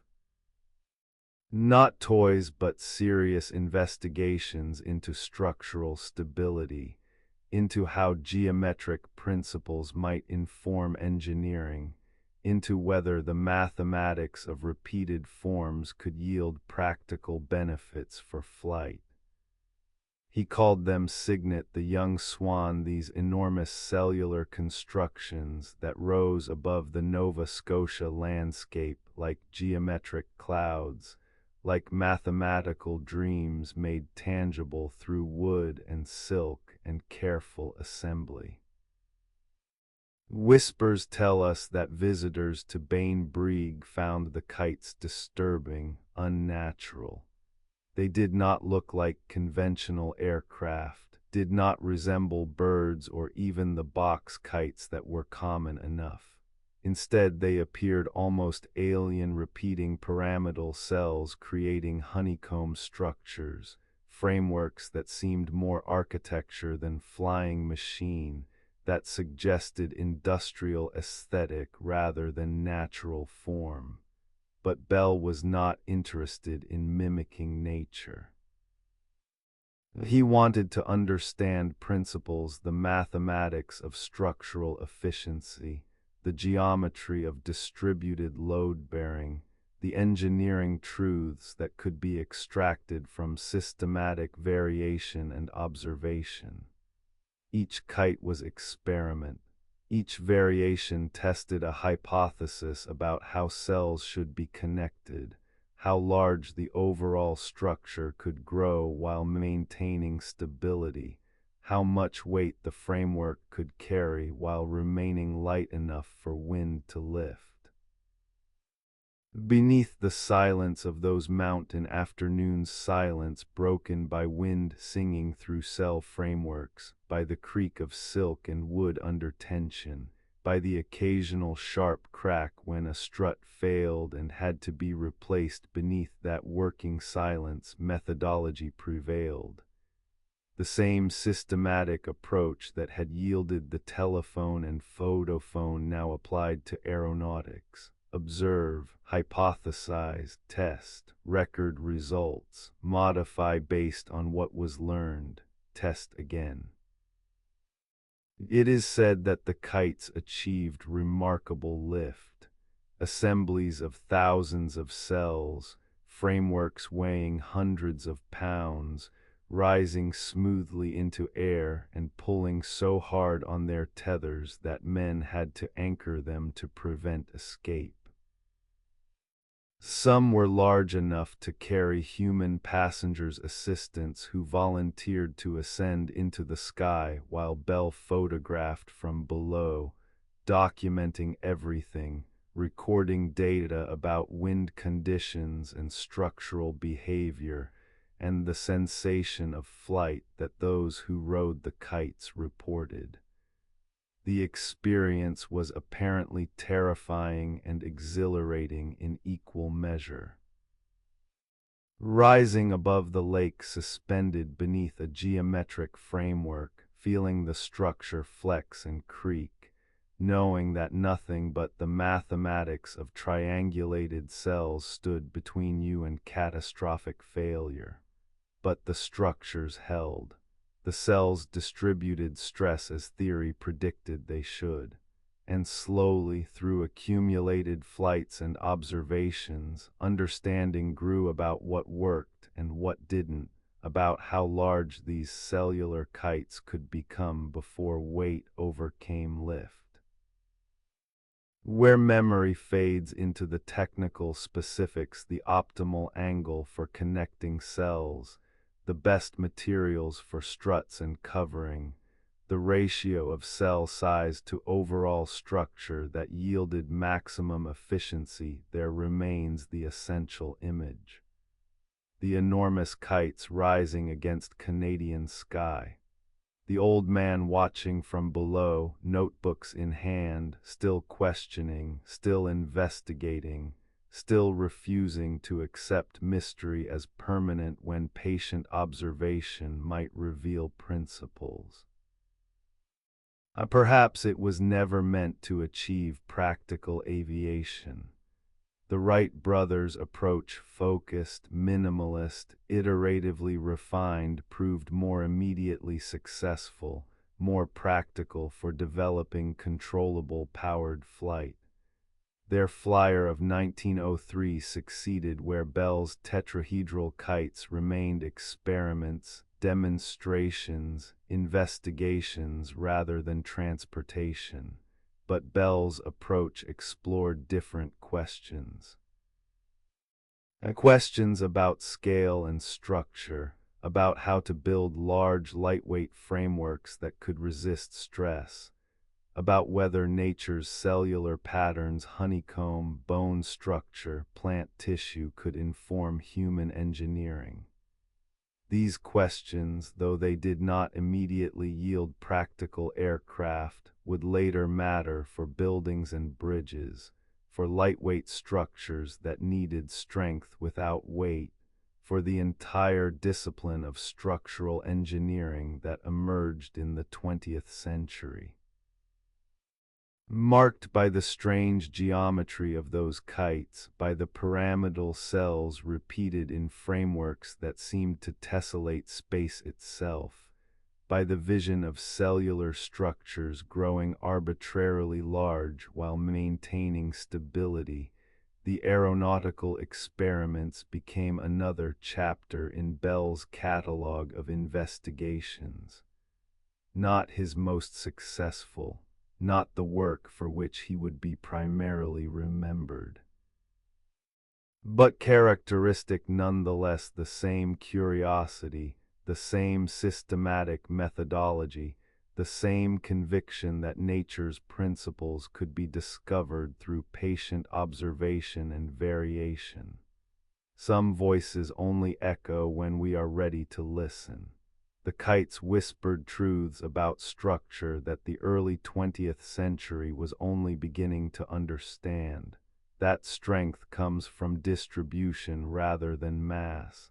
That cellular patterns achieve efficiency impossible for solid forms. That the mathematics of repeated geometry yield emergent properties, the framework as a whole becoming stronger than any individual cell, the assembly gaining capabilities that no component possesses. Beneath the silence of those abandoned experiments, for eventually the kites were dismantled, the framework cells separated and stored, the investigations into tetrahedral structures set aside as Bell's attention moved to other questions. Beneath that silence, legacy persisted. In photographs of the strange geometric kites, in notebooks documenting their construction and behavior, in the influence they had on architects and engineers who saw the images and wondered whether cellular structures might serve purposes beyond flight. Where wonder and impracticality meet, vision often dwells. The tetrahedral kites were impractical as aircraft, too heavy for their lift, too large and unwieldy for practical control, too dependent on specific wind conditions. But as vision, as demonstration of principle, as suggestion of what cellular structures might accomplish in these ways, they succeeded. Pointed directions, raised questions, suggested that the path to flight, to structural efficiency, to lightweight strength, might pass through geometry and repetition rather than through mimicry of biological forms. The mountain where metal birds were born was not literally metal. The kites were wood and silk, organic materials carefully assembled. But they were mechanical rather than biological, geometric rather than aerodynamic, mathematical rather than mimetic. In that difference lay their peculiar character, their strangeness, their suggestion that flight might be achieved through multiple paths, that nature's way was not the only way, that human engineering could discover principles nature had not explored. Some believe the aeronautical work was regression, was old man's retreat from the cutting edge of technology into hobby that promised no commercial return. But perhaps it was something else, continuation of lifelong pattern, the restless curiosity that could not settle, that ranged across disciplines seeking connections, seeking principles, seeking the systematic understanding that comes from questioning everything rather than specializing narrowly. Where the kites rose, questions rose with them. Questions about structure and scale, about geometry and force, about how repeated simple forms could yield complex emergent properties. And in those questions, in that patient investigation of structural principles, Bell remained himself the systematic questioner, the patient investigator, the one who treated no mystery as permanently closed, who believed sufficient observation would eventually reveal nature's principles. The metal birds or wooden and silk birds or geometric clouds, depending on how one saw them, these strange artifacts of Bell's later years stand in memory as testament to curiosity that ranged beyond any single discipline, that refused to be contained by success in one domain, that continued seeking and questioning long after most would have rested on their laurels. Where the mountain rises above the lake, the ghost of those kites still flies not physically but in memory, in photographs, in the questions they raised about structure and flight, and whether human engineering might find its own path rather than simply copying nature's solutions. And in that ghost flight, in that remembered rising of geometric forms against Canadian sky, something persists, the recognition that inquiry itself matters more than any particular outcome, that the questions asked shape understanding even when answers prove elusive, that the systematic pursuit of principle is worthy endeavor regardless of commercial application. The mountain where metal birds were born holds its secrets still. But the birds themselves, those strange tetrahedral assemblies, spoke truths that would echo forward into architectural and engineering disciplines, would influence how later generations thought about structure and strength, would demonstrate once more that systematic investigation yields understanding even when it does not yield immediately practical devices. Where wonder flew, wisdom followed. And in the following, the tetrahedral kites found their purpose not as aircraft but as teachers, not as transportation but as demonstration, not as commercial products, but as evidence that systematic questioning of nature's principles will always yield something valuable, even if that something arrives in unexpected forms. On a frozen lake in Nova Scotia, February 1909, a fragile craft of spruce and fabric rose from ice. The Silver Dart, designed and piloted by his protege J.A.D. McCurdy, became the first airplane flown in Canada, the first anywhere in the British Empire outside the handful of flights the Wright brothers had achieved in America. It was morning, the lake still and white, the air cold enough that breath froze visible, that every sound carried sharp and clear across the emptiness. He watched from shore, an old man now, his beard white as the ice beneath the aircraft, his body less willing than it once had been. 62 years old, partially deaf, no longer able to do the physical work himself but still capable of vision, still able to gather young engineers around him and give them resources and freedom to pursue the questions he had asked but could not personally answer. The Aerial Experiment Association, they called themselves.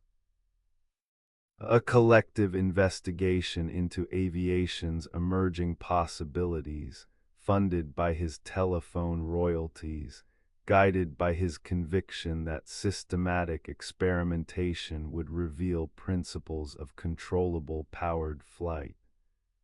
Whispers tell us that the moment held both triumph and melancholy. Triumph because the silver dart worked, because it rose smoothly from the ice, its engine sputtering but reliable, its wings catching air and translating horizontal motion into lift. Melancholy because he was spectator rather than participant, because age had relegated him to shore while younger men piloted the machines his funding made possible, because the future belonged to them now in ways it no longer belonged to him.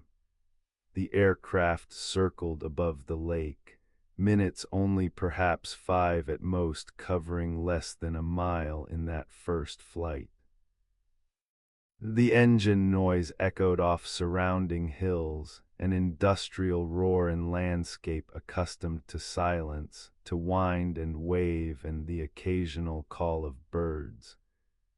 The silver dart looked impossibly delicate against the winter sky, its fabric wings translucent where sunlight struck them, its wooden frame visible through the covering, its pilot exposed to wind and cold, perched on simple seat with only rudimentary controls between him and catastrophe. But it flew. Sustained itself in air through the marriage of engine power and aerodynamic surfaces, through the Wright brothers' principles applied in Canadian winter, through the accumulated understanding of lift and drag and control that humanity had finally, after millennia of dreaming, begun to master. The dream of flight, ancient as myth, persistent as prayer, had become prosaic engineering problem, still dangerous, still requiring courage, but no longer impossible, no longer relegated to fantasy and wishful imagination. Beneath the silence after the engine cut and the silver dart settled back onto ice, successful landing, following successful flight, perhaps he felt the weight of transition. He had lived through transformation more complete than most humans ever witness. Had been born into world of horses and sail, of communication limited to speed of physical travel, of night defined by darkness and distance meaning isolation. Had lived to see electric light and telephone and automobile and now aircraft, had contributed significantly to several of these transformations, had participated in the reshaping of human civilization's relationship to darkness and distance and the limitations that geography imposed. It is said that he understood the silver dart's flight was beginning, not culmination. That aviation would develop rapidly now that the fundamental problems had been solved. That within his lifetime, though he had only 13 years remaining, aircraft would progress from fragile experimental craft to reliable transportation, would fight in wars and carry mail and passengers, would shrink the world the way telephone and steamship and telegraph had already shrunk it. Where memory fades into the cold and excitement of that February morning, we can imagine his thoughts as the silver dart circled overhead. Perhaps he thought of the tetrahedral kites, of his own aeronautical investigations that had explored different paths than the one the Wright brothers successfully traveled. Perhaps he felt vindication that the principles were sound, that human flight was now established fact rather than controversial claim. Perhaps he simply felt satisfaction at having enabled this moment, at having provided the resources and environment where young engineers could experiment freely, could fail safely, could learn through systematic variation what worked and what didn't. The Aerial Experiment Association would disband later that year, its mission accomplished, its members moving on to other projects and opportunities.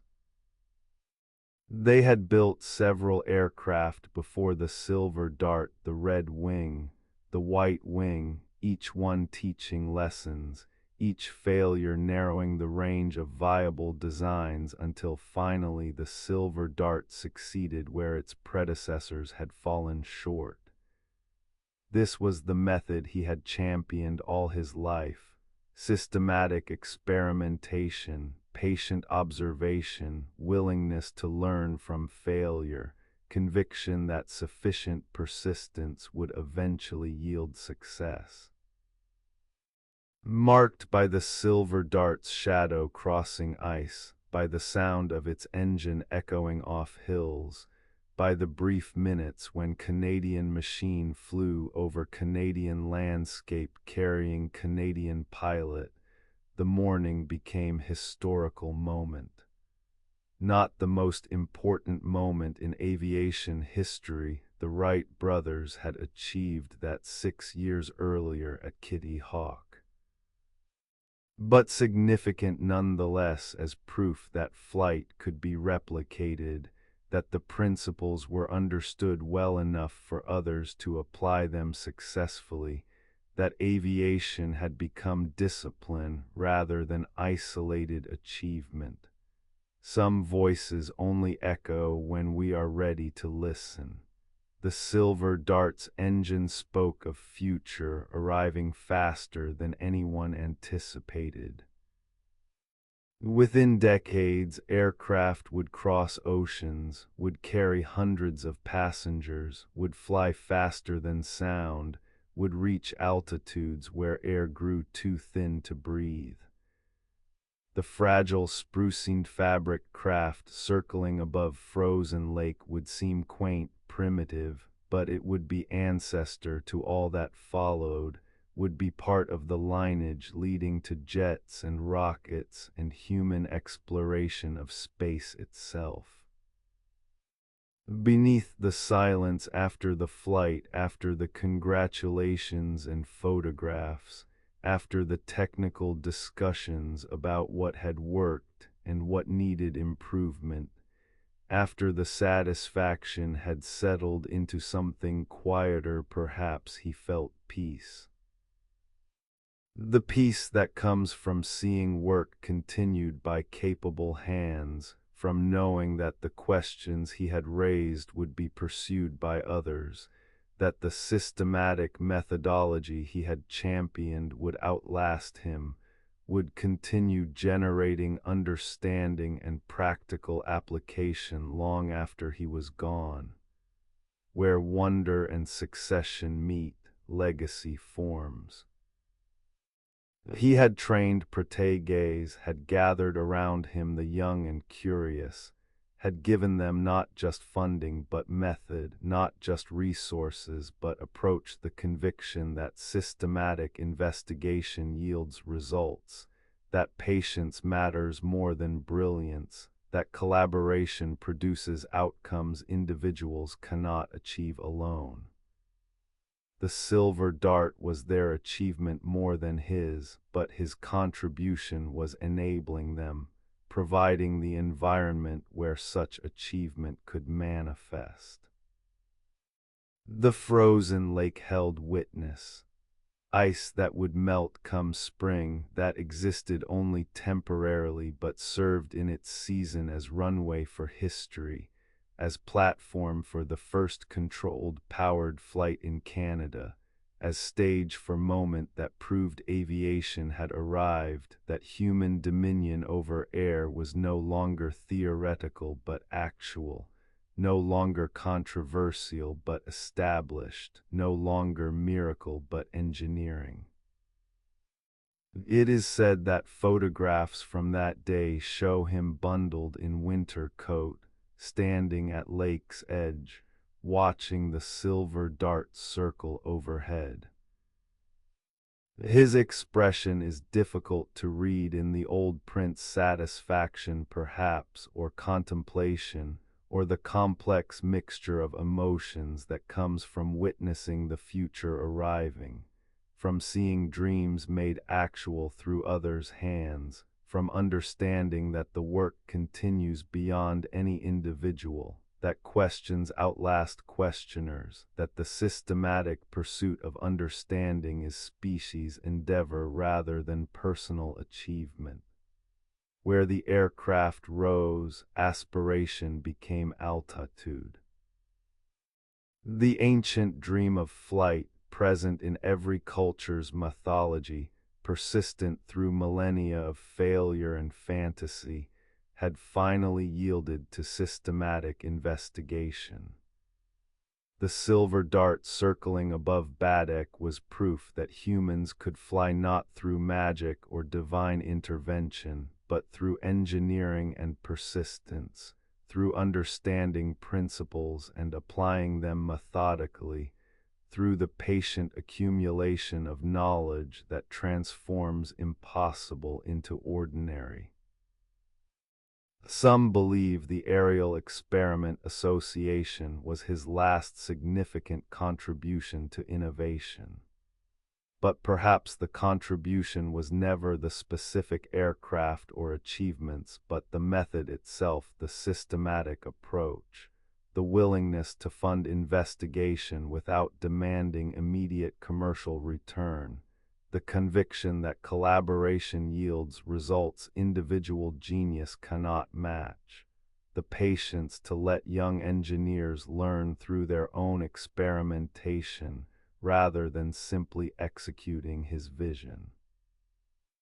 The silver dart that broke the northern sky broke it in the sense of piercing what had been barrier, of demonstrating that Canadian winter could not prevent flight, that the principles worked in any climate, that aviation was not limited to specific locations or conditions, but was universal capability once understood, that aircraft stands in memory as testament to transition. From his generation to the next, from his active innovation to his role as patron and enabler.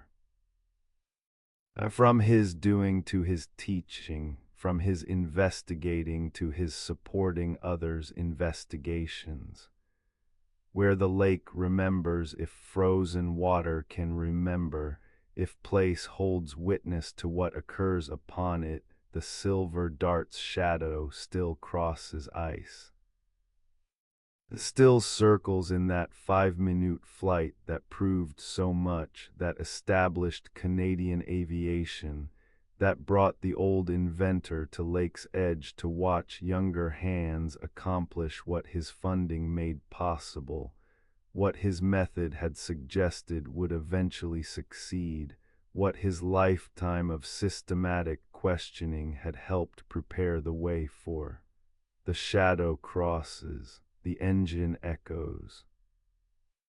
The future arrives on sprucing fabric wings, impossibly fragile, remarkably successful, proof that the dream of flight had become prosaic reality, that the sky was no longer limit but realm, that humanity had added third dimension to its domain through systematic investigation and patient refinement, and the accumulated understanding that sufficient persistence yields.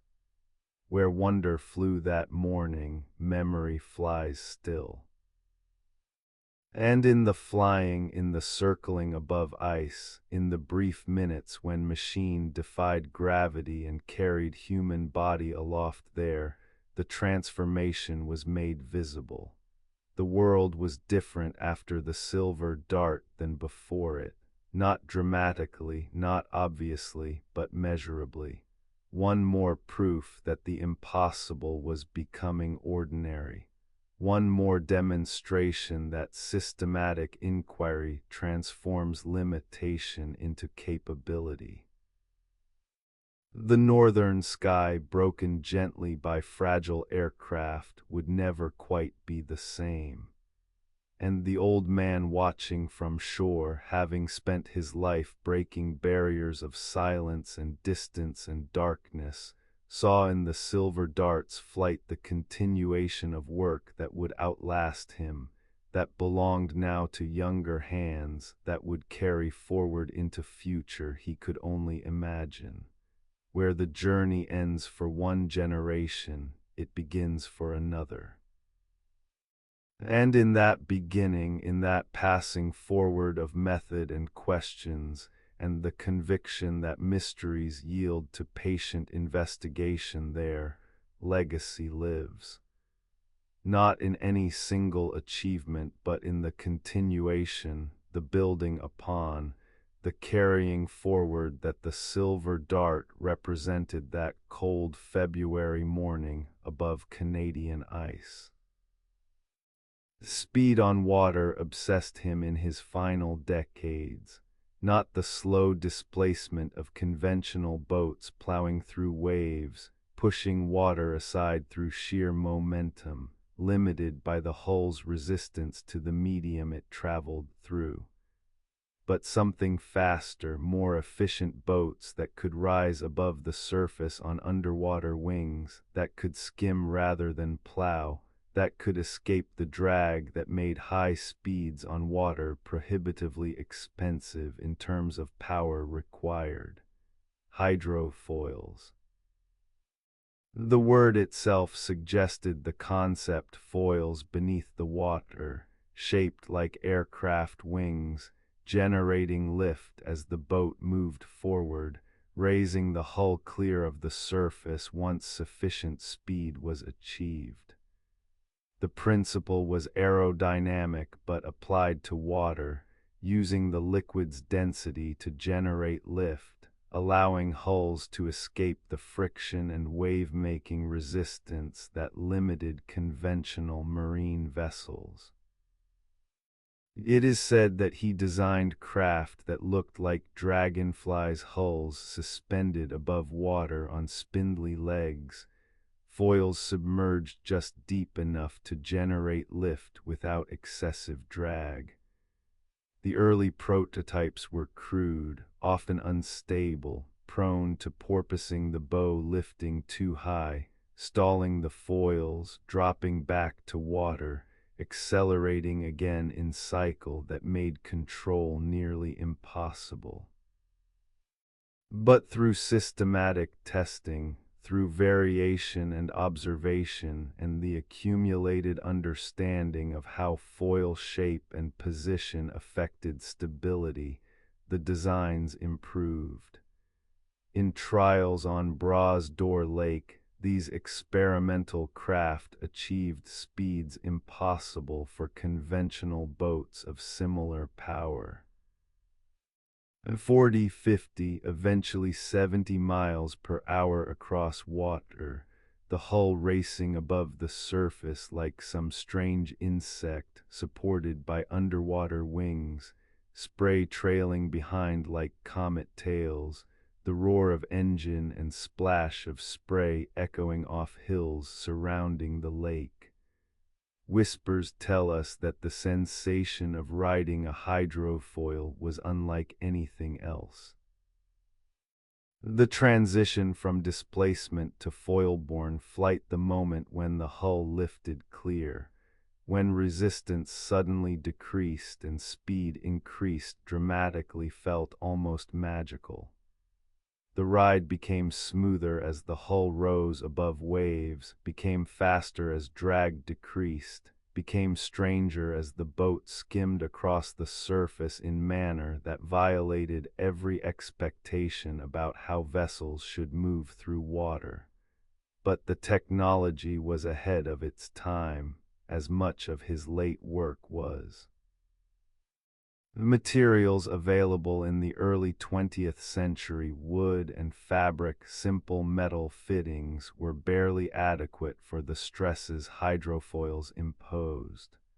The foils needed to be strong enough to support the boat's weight, precise enough in shape to generate stable lift, durable enough to withstand impact with debris or waves, yet light enough not to add prohibitive weight. Engines were underpowered for the speeds he envisioned. Control systems were crude.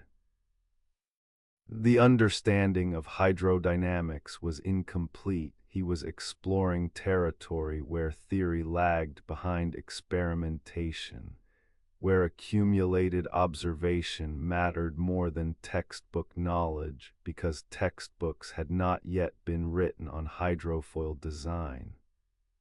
Beneath the silence of those later years, for he was in his 70s now, the First World War was ending. The world he had known was transforming again. Beneath that silence, methodology persisted. The same approach that had yielded telephone and photophone now applied to marine engineering. Observe how the craft behaves. Form hypothesis about what modification might improve performance. Test the modification. Record results. Refine based on what was learned. Test again. It is said that his hydrofoil HD4 set a world marine speed record in 1919, 70.86 miles per hour, a mark that would stand for years. The craft was not beautiful in conventional sense, too angular, too mechanical, too obviously experimental. But it worked, proved that hydrofoils could achieve remarkable speeds, that the principle was sound even if implementation remained challenging. Where memory fades into the technical details, foil angles and hull shapes, engine specifications and control mechanisms, there remains the essential drive. Even in his 70s, curiosity undiminished, he continued questioning, continued investigating, continued refusing to accept that conventional wisdom about what was possible on water-defined permanent limits.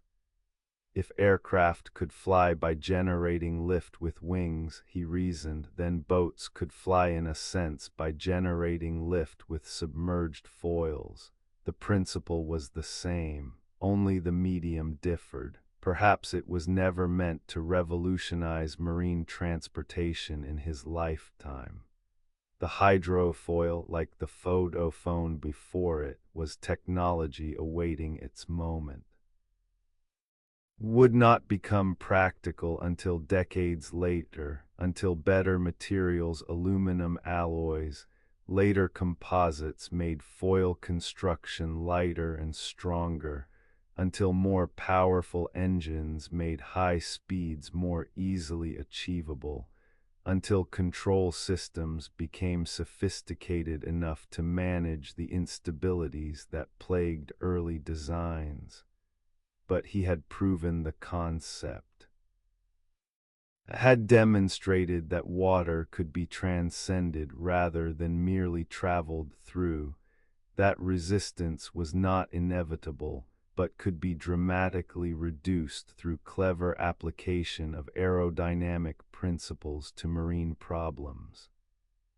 The hydrofoils he built and tested on Bras d'Or Lake were ancestors to later developments: military patrol boats, passenger ferries, racing craft, all benefiting from principles he had explored and partially resolved.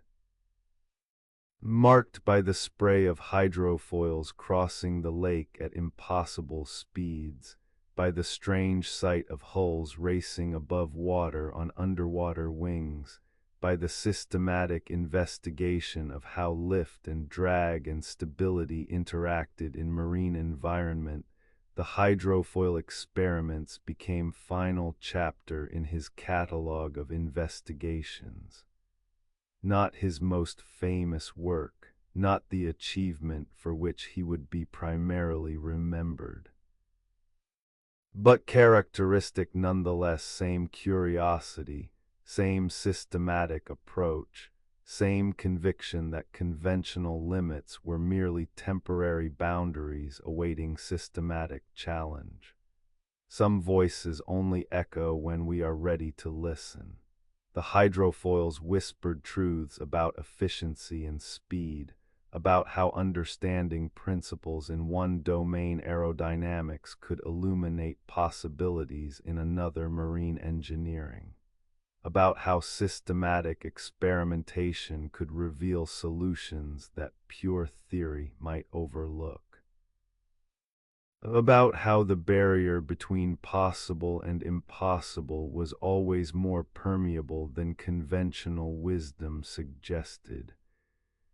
Beneath the silence of those final experiments, for they were his last significant technical investigations, undertaken while in his 70s, completed just years before his death, beneath that silence, satisfaction perhaps dwelt. The satisfaction of having spent entire life questioning, investigating, refusing to settle, pushing against boundaries in multiple disciplines, demonstrating that curiosity need not decline with age, that the systematic pursuit of understanding was worthy endeavor regardless of whether commercial success followed. Where wonder persisted, the laboratory remained active.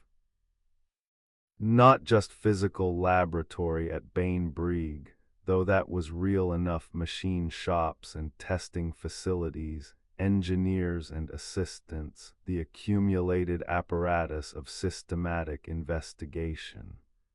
But mental laboratory as well, the space where he continued asking questions, continued imagining possibilities, continued believing that sufficient persistence would eventually yield understanding. It is said that the hydrofoil work brought him joy in his final years. Not the fame or recognition, he had enough of both already, but the pure satisfaction of investigation itself, of watching craft rise on foils and skim across water at speeds conventional boats could not match, of seeing theory translate into practice through patient testing and refinement, of proving once more that the impossible was merely difficult, was problem awaiting systematic solution. The laboratory where water learned to fly stood on mountain overlooking Lake Bainbridge, the beautiful mountain, the estate he had built with telephone profits, the sanctuary where Mabel presided over domestic arrangements while he pursued technical obsessions in workshops scattered across the property. It was collaboration still, after 40 years of marriage, her managing the household, that made his work possible, him investigating questions that had captured his attention, both of them understanding that their partnership worked because it honored rather than erased their differences. Where the hydrofoils raced, questions raced with them.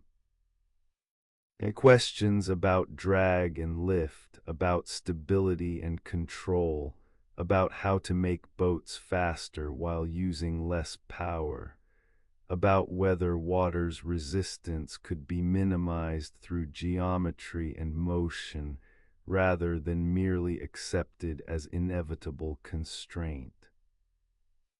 And in those questions, in that persistent wondering, the aged inventor remained himself, the boy from Edinburgh who had watched his deaf mother listen through piano vibrations, who had learned early that conventional perception was not the only perception, that barriers existed to be questioned and challenged and, where possible, overcome. Some believe the hydrofoil work was hobby, was elderly man's pastime rather than serious investigation. But the speed records suggest otherwise. The innovations in foil design suggest otherwise. The influence on later hydrofoil development suggests otherwise. He was serious, systematic, pursuing questions that mattered even if commercial application remained distant, even if the technology was premature, even if the work would not be fully vindicated until after his death.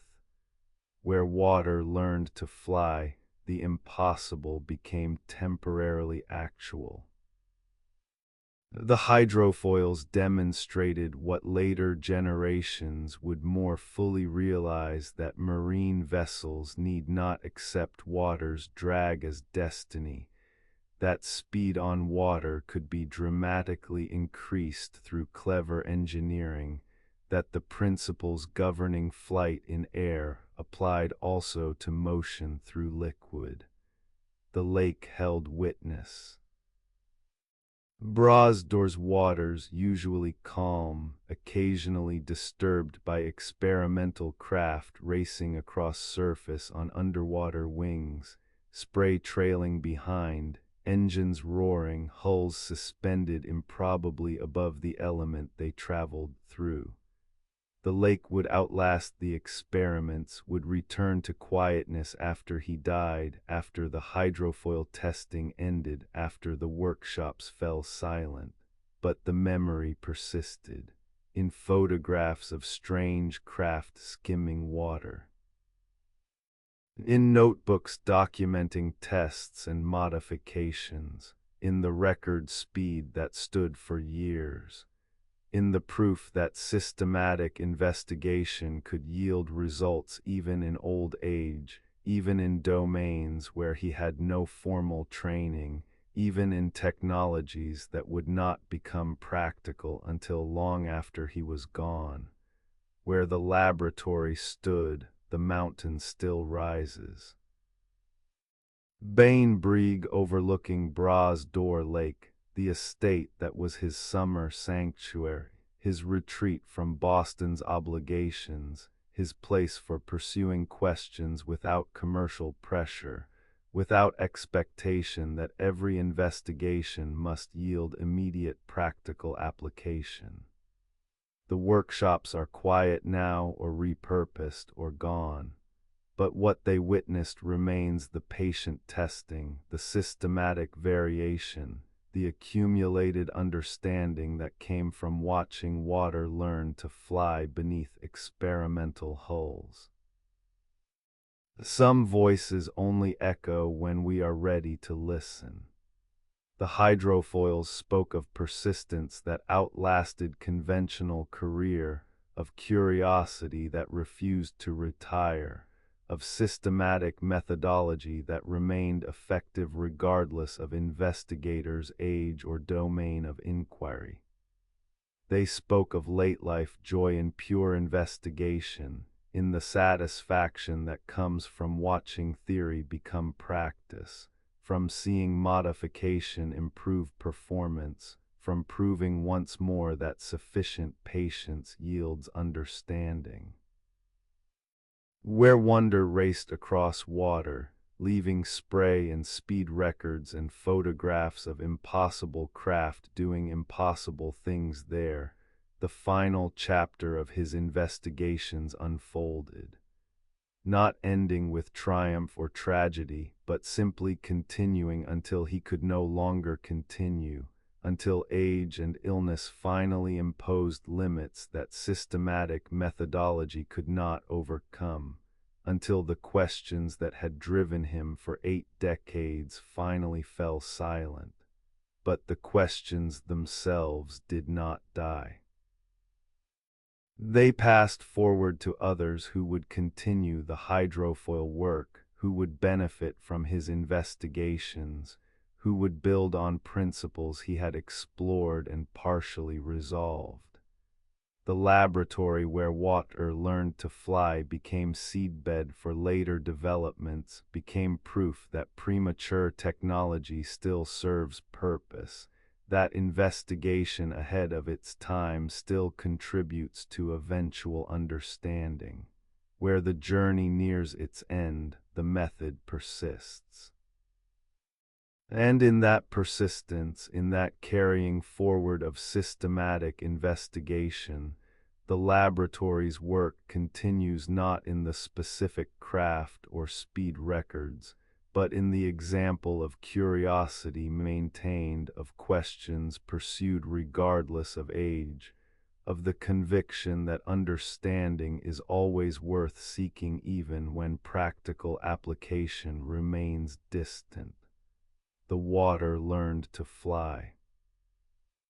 And in the learning, impossibility became temporarily actual, became demonstration, became proof that limits are often merely boundaries awaiting challenge, that systematic investigation can transcend conventional wisdom, that the distance between cannot and can is measured not in inspiration but in patient, devoted, systematic work. Bainbrig Beautiful Mountain rose above Bras d'Or Lake in Nova Scotia, and there he built his summer estate, his retreat from Boston's heat and obligations, his sanctuary where questions could be pursued without commercial pressure or social expectation. The house commanded views across water to distant hills, across landscape that seemed unchanged since glaciers carved it into current form, across wilderness that reminded him perhaps of his Scottish origins, of Edinburgh Hills where his questioning had begun. But more than residence, Bainbrig became laboratory, workshop, gathering place for the curious and inventive.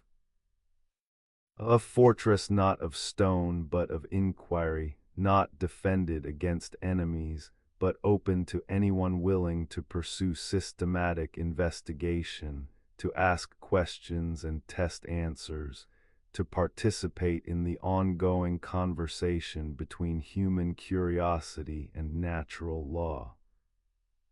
It is said that young engineers arrived each summer to work on projects aviation, hydrofoils, medical devices, anything that captured his restless attention.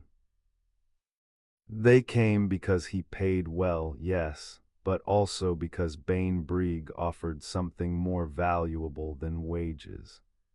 It offered freedom to investigate, to fail safely, to learn through experimentation rather than merely executing established procedures. It offered the model of systematic inquiry applied across disciplines, the conviction that the same methods that had yielded telephone and photophone could yield understanding in any domain if applied with sufficient patience. The laboratory buildings multiplied over the years, machine shops and testing facilities, hangars for experimental aircraft, spaces dedicated to photography, for he was pioneering photographer as well, documenting his experiments, understanding that visual record mattered, that images could communicate what words alone could not. Chemical laboratories where assistants processed film and investigated materials. Darkrooms where photographs emerged from light-sensitive paper like memories becoming tangible. Whispers tell us that he walked the mountain paths daily when health permitted, observing weather patterns, watching birds how they banked and turned, how they managed stability in wind, how they accomplished with muscle and feather what humans attempted with engine and strut. Noting how natural systems solved problems engineers struggled with, how evolution had explored possibilities human design had not yet considered. The estate became its own kind of university, informal, unstructured, dedicated not to certificates or formal education, but to pure investigation, to the systematic pursuit of understanding for its own sake. The students and assistants worked not toward degrees but toward breakthroughs, not accumulating credits but accumulating knowledge, not preparing for careers but participating in active investigation that might or might not yield practical results. Beneath the silence of those summer seasons when Boston seemed distant, when the telephone business ran itself or was managed by others, when he could focus on questions rather than administration, beneath that silence, a culture developed. The culture of collaborative investigation, of shared curiosity, of respect for systematic method regardless of whether it yielded commercially valuable results. Mabel presided over the social aspects, organized gatherings and dinners, created the domestic infrastructure that made the technical work possible. She could not hear the conversations that filled the evening rooms, those animated discussions of foil angles and engine specifications, of photographic techniques and hydrofoil stability. But she could sense the excitement, could read in faces and gestures the progress of experiments, the frustration of failures, the satisfaction of breakthroughs achieved through persistent questioning. It is said that their marriage had become, by this late stage, a partnership of comfortable accommodation, each understanding the other's domains, each respecting the other's needs. He with his workshops and experiments, his questions and investigations that continued unabated into his 70s. She with her household management, her social arrangements, her own interests in gardening and family matters.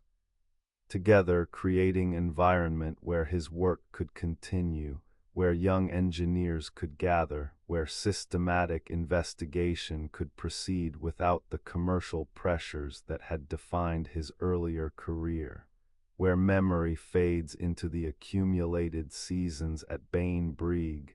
We can imagine the quality of life there, the rhythm of investigation and observation.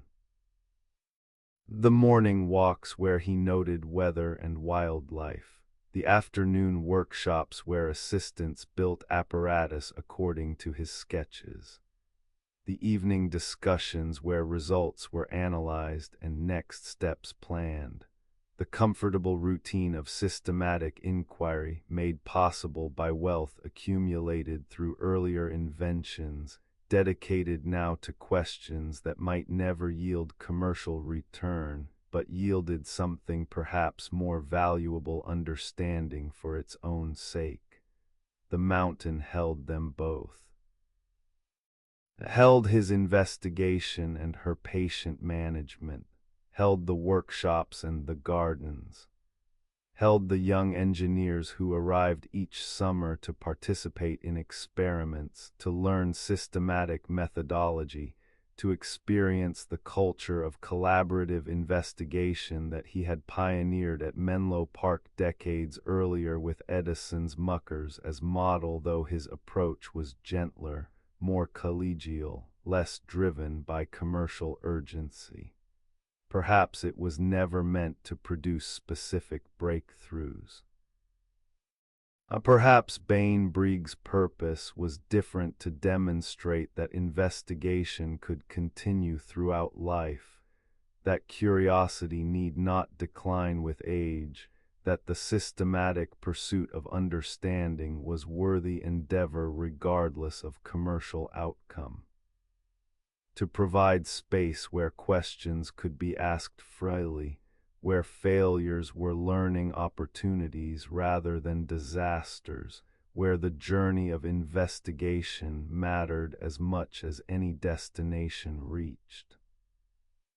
Marked by the mountain itself, by its stable presence through changing seasons, by its offering of perspective across water to distant horizons, by its provision of space where inquiry could proceed at its own pace, Bain Brig became monument, not to any specific achievement but to the process of investigation itself, to the conviction that questions matter, that systematic methodology yields understanding, that the pursuit of knowledge is human activity worthy of lifetime devotion.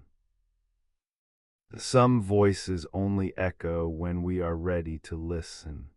The mountain spoke of permanence and patience, of the long view that comes from elevated perspective, of the recognition that individual investigations matter less than the cumulative effect of sustained curiosity, that any single experiment might fail but the approach itself, consistently applied, would eventually yield results.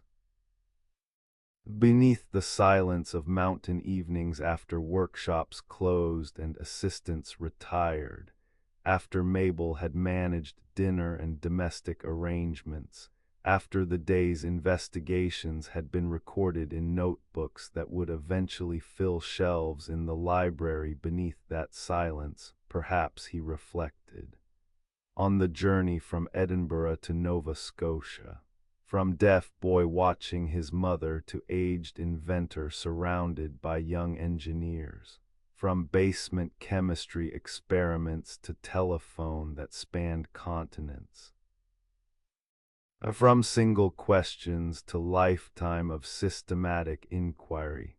Where wonder dwelt, the fortress stood, not fortress against enemies but fortress of questions, defended only against the assumption that mystery must remain mysterious, that conventional wisdom defined permanent limits, that the impossible was anything more than the not yet accomplished awaiting sufficient persistence to make it actual.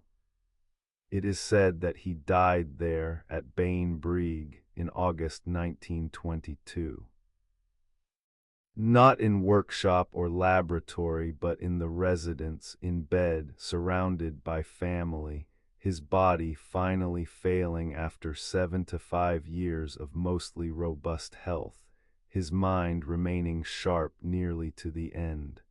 He had lived to see the telephone become global infrastructure, had witnessed the airplane develop from experimental craft to military weapon to commercial transportation, had contributed to multiple transformations of human civilization, had demonstrated through his own example that systematic investigation could yield results across disciplines, that curiosity could be profession, that the pursuit of understanding was worthy of lifetime devotion.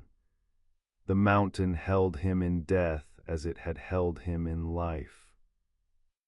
He was buried there, overlooking the lake where hydrofoils had raced and the silver dart had flown, the waters reflecting sky just as telephone had reflected voice across distance, just as all his work had been reflection of systematic curiosity that would not rest, that treated mystery as invitation rather than boundary, that believed sufficient questioning would eventually reveal nature's principles.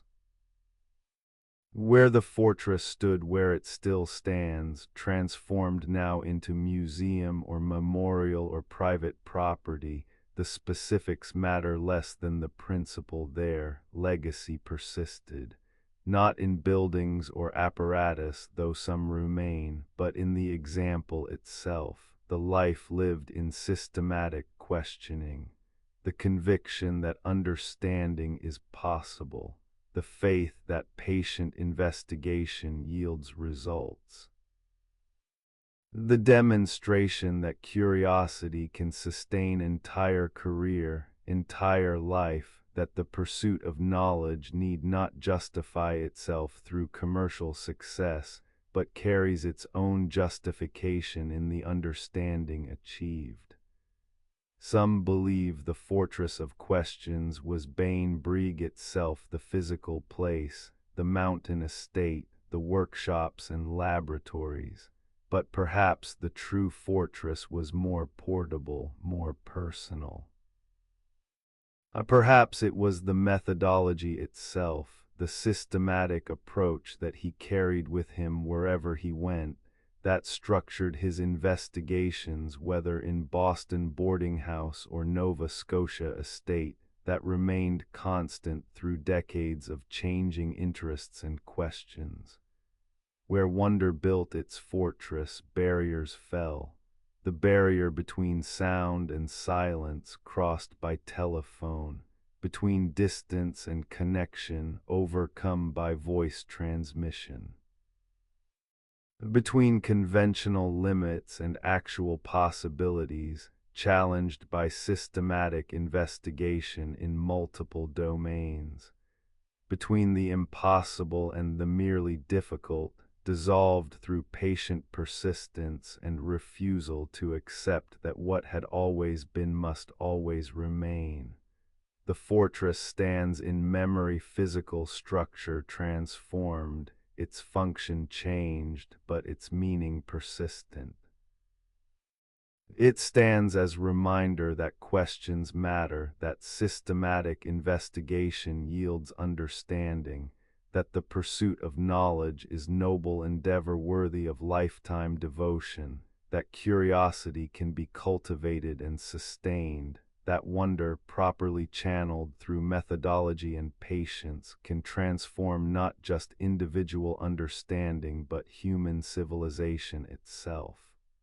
Where the mountain rises, the fortress endures, not as building but as principle, not as place but as approach, not as historical site but as continuing invitation to anyone willing to question systematically, to investigate patiently, to pursue understanding for its own sake rather than merely for commercial gain. The fortress of questions on the mountain holds its silence now.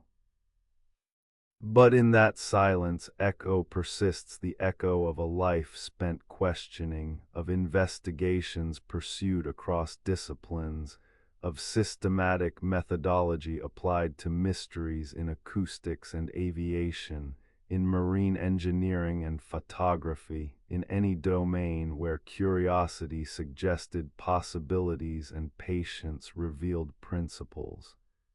And in that echo, the invitation remains to question, to investigate, and to pursue understanding with the conviction that mysteries yield to patient inquiry, that the impossible is merely the not yet accomplished, that the distance between ignorance and knowledge is crossed not through inspiration alone, but through systematic, devoted, persistent work.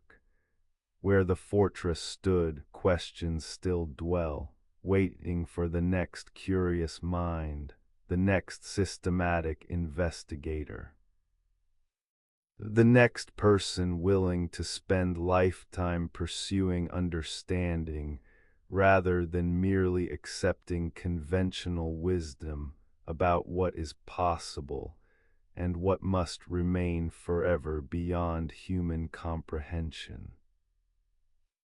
On the day they buried him, August 4, 1922, telephone service across North America fell silent, not by accident or technical failure, but by design, a tribute planned and coordinated, a moment when the system he had created would pause to acknowledge his passing. At 6:30 in the evening Eastern Time, for one full minute, the entire network went quiet. Millions of calls suspended, millions of conversations interrupted. The grid that carried voice across continents temporarily stilled in recognition of the man whose systematic investigation had made it possible. It is said that in cities and towns, in homes and offices, in hotels and hospitals, and anywhere the telephone had reached, which by 1922 was nearly everywhere in developed North America, people received advance notice to prepare for the silence. Operators informed callers that at the designated time, service would cease for 60 seconds. Newspapers published announcements. The word spread through the very network that would soon fall quiet, spreading through the infrastructure he had pioneered, reaching every node in the vast web of copper and switches and exchange buildings that constituted modern telephone service. When the moment arrived, the silence was strange, almost uncomfortable. The telephone had become so woven into daily life, so assumed and unremarkable, that its absence even for a minute felt disorienting. People stood with receivers in hand, listening to the emptiness where the hum of connection should have been. The absence was more present than most presences, more noticeable than the working service people took for granted every other minute of every other day. But the silence was also fitting. He had spent his life making sound travel, making voice persist across distance, making communication possible where separation should have meant isolation. Now in death, he received tribute in the form he would have understood, not in speeches or ceremonies, though those occurred as well, but in the temporary restoration of the silence his invention had interrupted. In the brief return of the world as it had been before telephone, before his systematic investigation had translated voice into electrical signal, and back into sound arriving at distant receivers. Whispers tell us that people wept during that minute. Not because they had known him personally, most had not, but because the silence made them suddenly aware of what they took for granted. The miracle they commanded casually dozens of times daily without thought or wonder. The impossible made so ordinary through his persistence that entire generations had grown up never knowing a world where distance meant isolation, where voice could not cross hundreds or thousands of miles through the simple mechanism of lifted receiver and dialed number. Then the minute passed. The service resumed, conversations picked up where they had been interrupted. The world returned to its new normal, the connected world, the world where voices spanned continents, where presence could be maintained despite separation, where the telephone was infrastructure rather than wonder, utility rather than miracle. Beneath the silence of that commemorative minute, something profound had been acknowledged. That one person's systematic investigation could reshape civilization. That the accumulation of patient observations and careful experiments could translate impossibility into everyday assumption.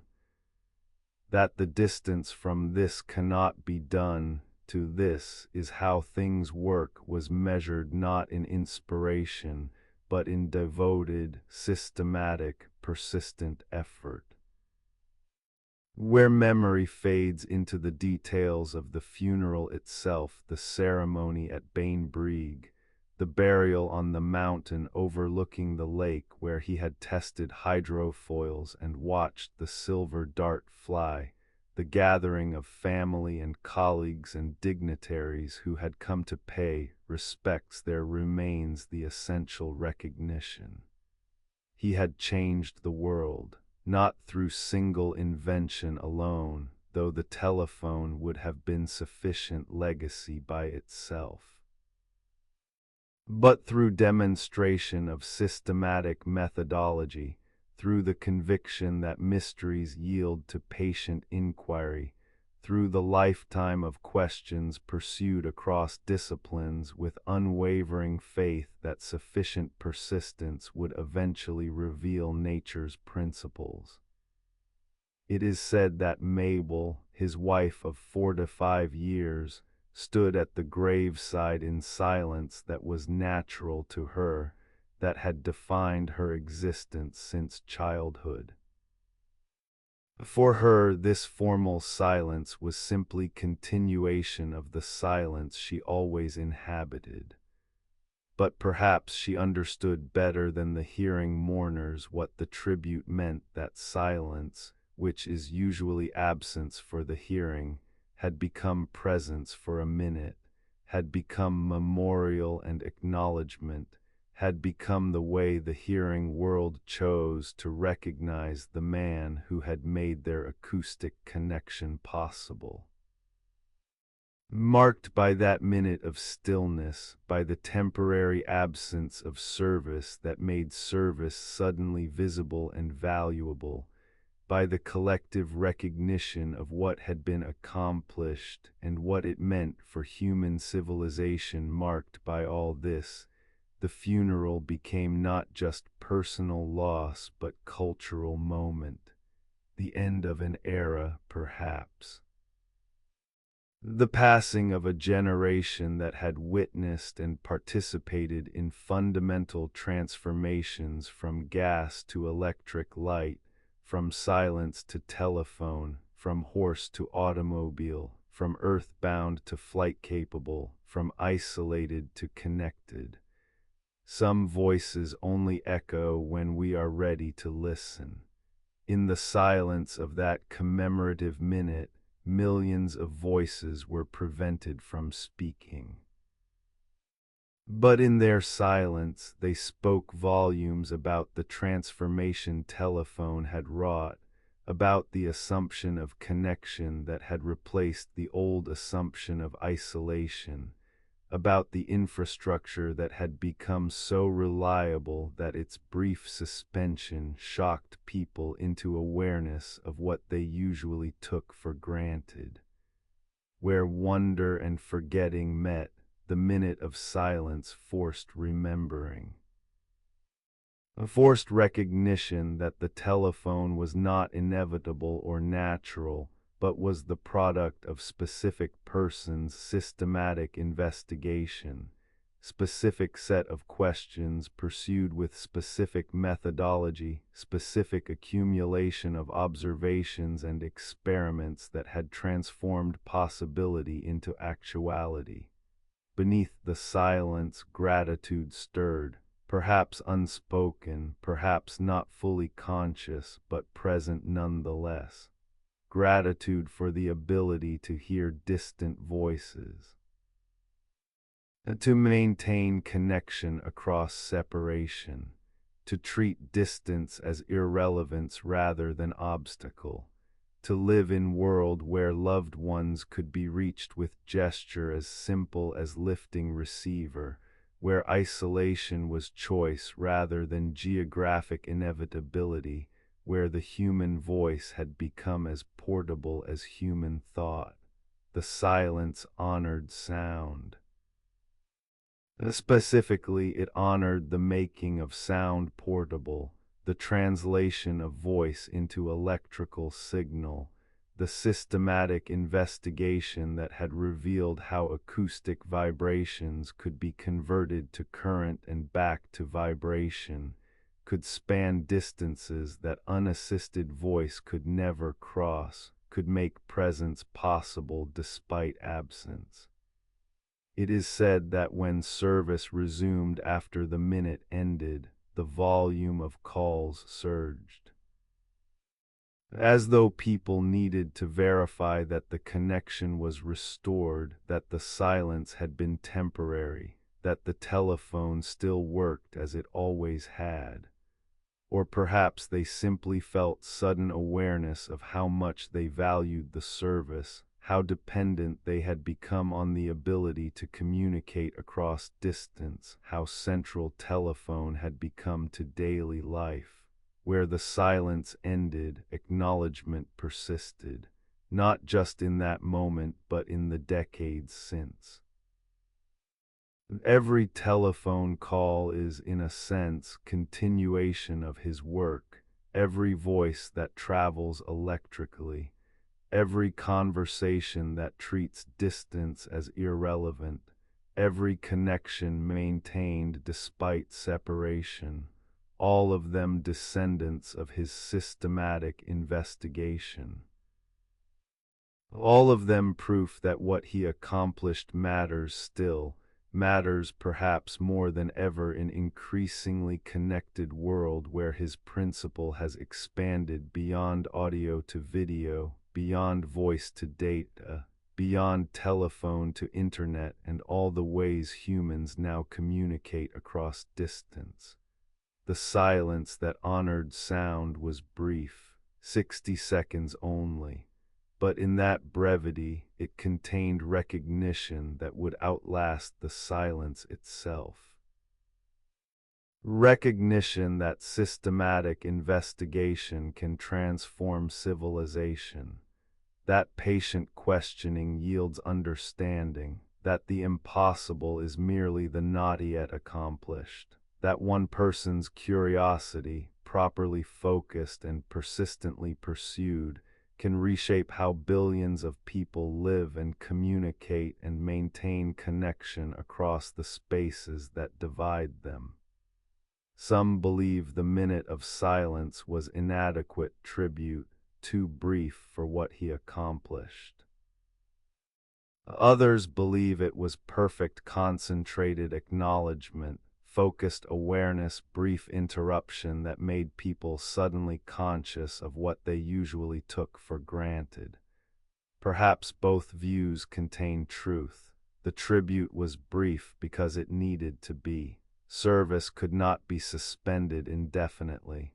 Life continued. Connections needed maintaining. The world moved forward, but in moving forward it carried his contribution with it, carried the telephone and the principles it embodied, carried the systematic methodology he had demonstrated, carried the conviction that mysteries yield to patient inquiry, that understanding is possible, that the distance between ignorance and knowledge can be crossed through devoted, systematic, persistent work. Where memory fades into the general flow of history, the minute of silence remains specific moment when millions of people across continent simultaneously acknowledged what one person's systematic investigation had made possible. When they honored not just the inventor but the invention, not just the man but the method, not just the breakthrough but the approach that had made breakthrough possible. The silence honored sound. But more than sound, it honored the systematic questioning that had made sound portable, the patient investigation that had translated voice into electrical signal, the persistent curiosity that had refused to accept that distance must mean isolation, that separation must mean the end of conversation, that the impossible must remain impossible rather than becoming, through sufficient devotion, merely historical. Where the silence dwelt that evening in August 1922, tribute lived.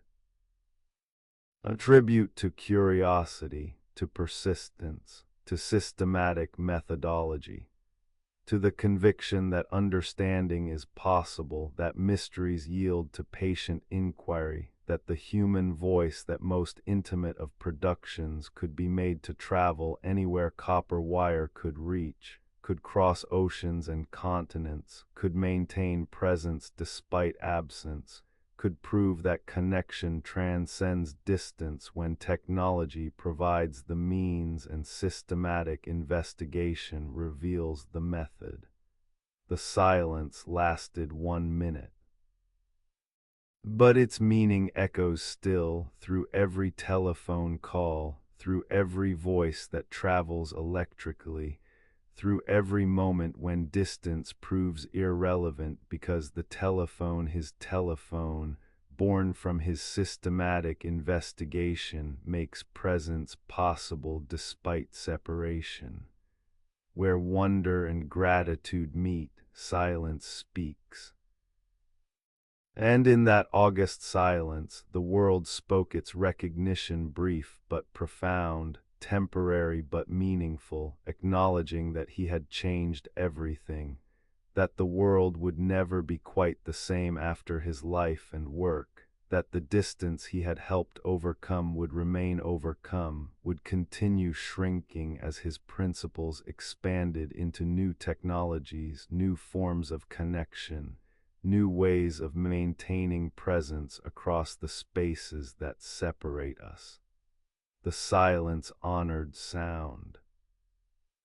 And in the honoring, memory became promise that the work would continue, that the questions would persist, that systematic investigation would yield further understanding, that the impossible would continue becoming possible as long as curious minds refused to accept mystery as permanent, as long as patient investigators followed his example of devoted, systematic, persistent questioning of nature's principles.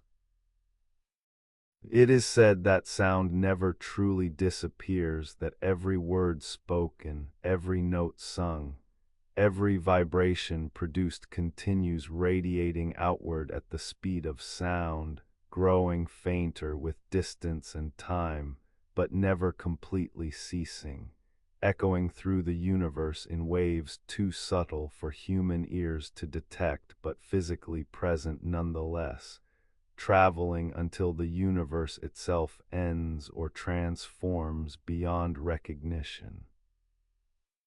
If this is true, and physics suggests it might be, that energy disperses but does not vanish, that acoustic vibrations become heat and entropy but never fully disappear, then the first words transmitted by telephone still travel somewhere.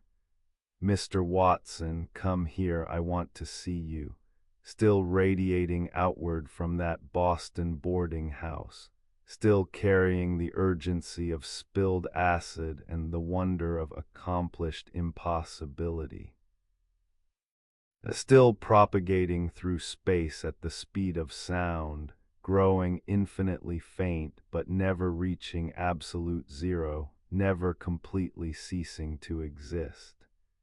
His voice persists not just in this metaphorical sense, not just in the physical waves that might still carry information about those first transmitted words, but in the principle he proved that sound could be transformed and transmitted, that voice could cross distance, that separation need not mean silence.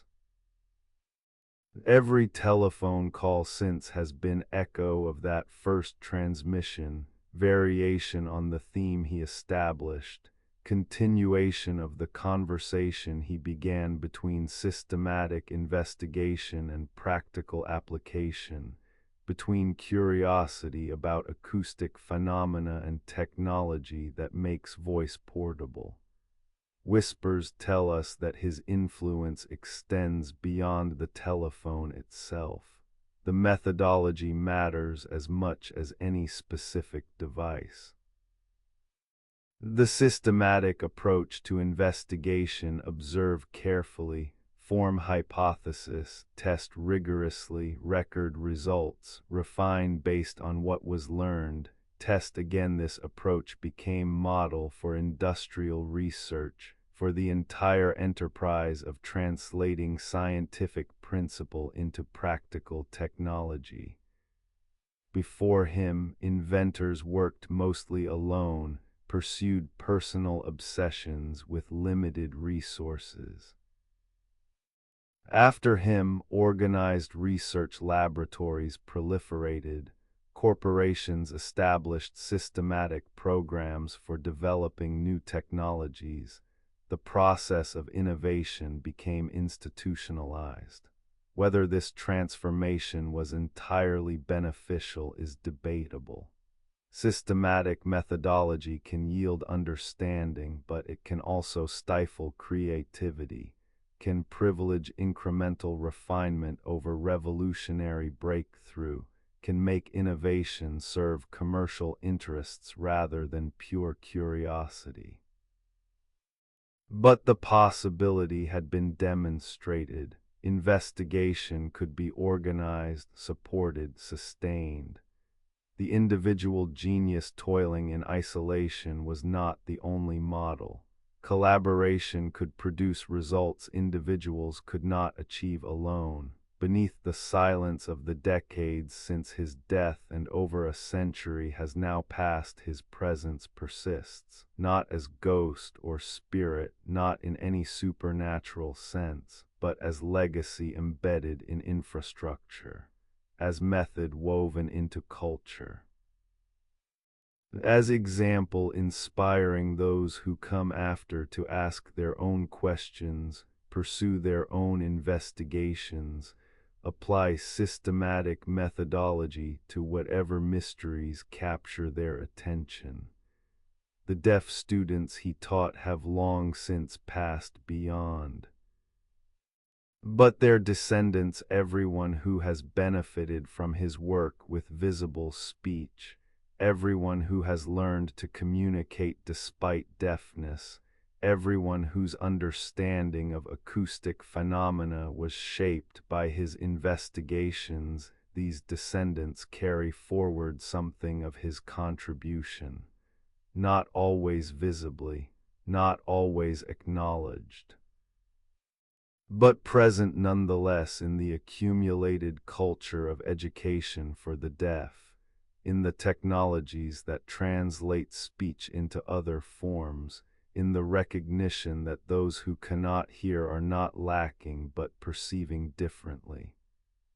It is said that Mabel, his wife, survived him by only a few months, that she died in January 1923, perhaps unable or unwilling to continue without him, perhaps released by his passing from the partnership that had defined her adult life. They are buried together on the mountain overlooking the lake, the graves marked but not ostentatious, the monument acknowledging contribution without claiming more importance than is fitting. Where memory fades into the general flow of history, specific details blur but principles persist. We remember him primarily for the telephone. This is reasonable. It was his most significant contribution to human civilization, the invention that most dramatically transformed how people communicate across distance.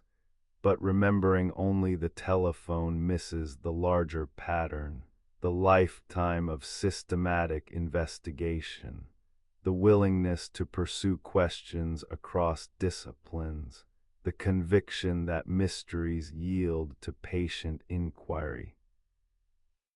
The demonstration that curiosity can be profession, that investigation can be sustained throughout life, that the pursuit of understanding is worthy endeavor regardless of whether every investigation yields commercially valuable results. Perhaps the echo that continues calling is not in any specific technology but in the approach itself, the systematic methodology, the patient persistence, the refusal to accept conventional wisdom about what is possible. The conviction that sufficient questioning will eventually reveal nature's principles. This echo resonates through every research laboratory, through every systematic investigation, through every person who treats mystery as invitation rather than boundary, who believes that understanding is achievable through devoted inquiry. Marked by the countless voices that have traveled through telephone lines since that first transmission in 1876, by the global network that now connects billions of people across every continent, by the expansion of his principle into technologies he never imagined, video calls and data transmission, and the entire internet that is, in a sense, elaboration on the fundamental idea that distance can be overcome through electrical transmission of information, marked by all this. His legacy persists, not static but evolving, not finished but continuing, not monument but living example. Some voices only echo when we are ready to listen. His voice, not his acoustic voice, which has long since fallen completely silent, but his metaphorical voice, the message his life and work conveyed. That voice echoes still for those willing to hear it.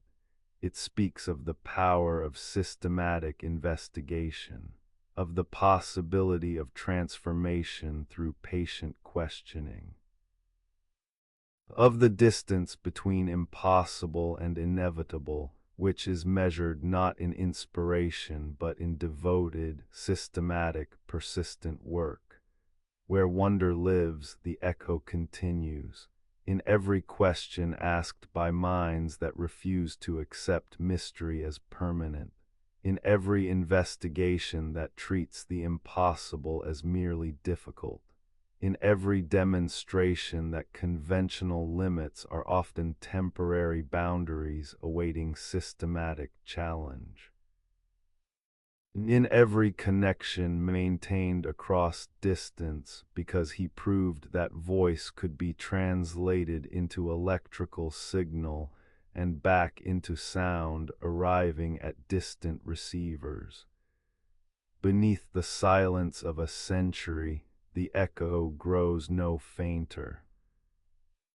If anything, it grows stronger, amplified by the technologies that have elaborated on his principle, by the global connectivity that his telephone anticipated and initiated, by the understanding that his systematic methodology continues to generate in domain after domain, where curious minds apply his approach to whatever questions capture their attention. It is said that progress builds on previous progress, that each generation stands on the shoulders of those who came before. He stood on shoulders to his father's work with visible speech, the telegraph operator's understanding of electrical communication, the accumulated knowledge of acoustics and electricity that was available in the 19th century. But he added something essential, added the systematic investigation, added the patient persistence, added the conviction that sufficient questioning would eventually yield understanding, added the demonstration that one person's curiosity, properly focused and persistently pursued, could transform how billions of people communicate and connect. The echo that continues calling carries this message forward. It calls to anyone willing to listen, to anyone curious enough to question, to anyone patient enough to pursue systematic investigation, even when answers seem distant, even when the impossible appears permanently impossible, even when conventional wisdom declares that certain mysteries must remain forever closed to human understanding. Where the journey began in Edinburgh household, where his deaf mother listened through piano vibrations, where his father taught visible speech, where a boy learned that sound was more than hearing, that communication took many forms, that barriers existed to be questioned rather than accepted there. The foundation was laid. But the journey did not end with his death, could not end. Because the questions he raised continue echoing, continue calling, continue inviting investigation by those who come after. Perhaps it was never about him specifically. Perhaps it was always about the method, the approach, the conviction that mysteries yield to patient inquiry. He was representative, not unique. What he accomplished, others might have accomplished, perhaps would have accomplished eventually, even without his specific contributions. But he did accomplish it, did demonstrate the method's power, did prove that systematic investigation transforms impossibility into actuality. And in that demonstration, in that lifetime of questioning pursued across disciplines with unwavering faith in the power of persistent inquiry, there, legacy lives. Not in monuments or accolades, though those exist, but in the continuation, in the carrying forward, in every person who hears the echo and responds by asking their own questions, pursuing their own investigations, applying systematic methodology to whatever mysteries capture their attention. Some believe progress is inevitable, that technologies develop according to their own logic regardless of individual contributions. Others believe individual genius matters, that specific people at specific moments make choices that redirect the entire stream of development. Perhaps both views contain truth. Perhaps Bell was inevitable. Someone would have invented the telephone, but his specific approach, his systematic methodology, his lifetime of persistent questioning across disciplines mattered nonetheless, shaped how the inevitable unfolded, influenced what came after in ways that different inventor with different approach might not have achieved. Where memory and promise meet, the echo calls loudest, memory of what he accomplished, promise that the work continues. Memory of systematic investigation yielding understanding, promise that curiosity properly applied will continue yielding breakthroughs, memory of the impossible becoming ordinary, promise that mysteries remaining will yield to patient inquiry just as mysteries past yielded to his questioning. The echo continues calling, through every telephone call, through every voice that travels electrically, through every connection maintained across distance, through every systematic investigation in any domain.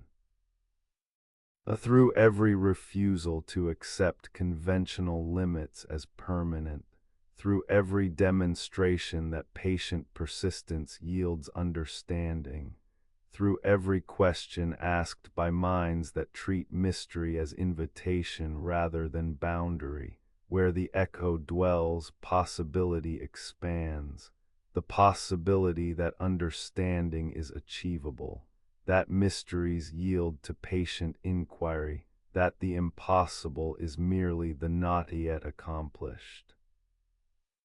That sufficient devotion to systematic investigation will eventually translate darkness into comprehension, ignorance into knowledge, the boundaries that limit us into thresholds we can cross. Beneath the silence that honored sound, the silence his deaf wife and mother inhabited, the silence that is not absence but different presence, beneath all these silences, the echo calls, calls to the curious, calls to the persistent. Calls to anyone willing to question systematically, to investigate patiently, to pursue understanding with the conviction that nature's principles can be discovered, that mysteries can be solved, that the distance between where we are and where we might be is crossed not through magic or luck, but through devoted, systematic, persistent work. It is said that he never stopped questioning. That even in his final years, even as his body weakened, his mind remained active, remained curious, remained convinced that mysteries remained to be solved, that investigation was worthy pursuit regardless of age, that the systematic approach to understanding should continue until consciousness itself finally ceased. And so it did, until August 1922. Until the final silence, until the journey that began in Edinburgh household ended on Nova Scotia mountain. Until the voice that had spent lifetime making sound portable finally fell permanently silent, but the echo continues, will always continue, as long as curious minds ask questions, as long as investigators pursue understanding systematically, as long as the telephone rings and voices cross distances and connections are maintained despite separation. As long as mystery exists to be questioned and patience exists to pursue answers and systematic methodology exists to translate curiosity into understanding. Where the echo calls, we answer, by asking our own questions, by pursuing our own investigations, by continuing the conversation he began between human curiosity and natural law, between the impossible and the actual, between mystery and understanding. The echo that continues calling carries simple message, profound in its simplicity. Question, investigate, persist. The mysteries yield, the impossible becomes actual, the distance closes, understanding awaits patient, inevitable, accessible to anyone willing to listen to the echo and follow where it leads. And in the following, wonder lives eternal. Rest now. Let the echo fade gently. Let the questions dissolve into sleep. The conversation continues whether we wake or dream. The voice travels on. As it always has, as it always will, where wonder dwells, connection persists. And in the silence, the echo calls still soft, persistent, eternal. Good night.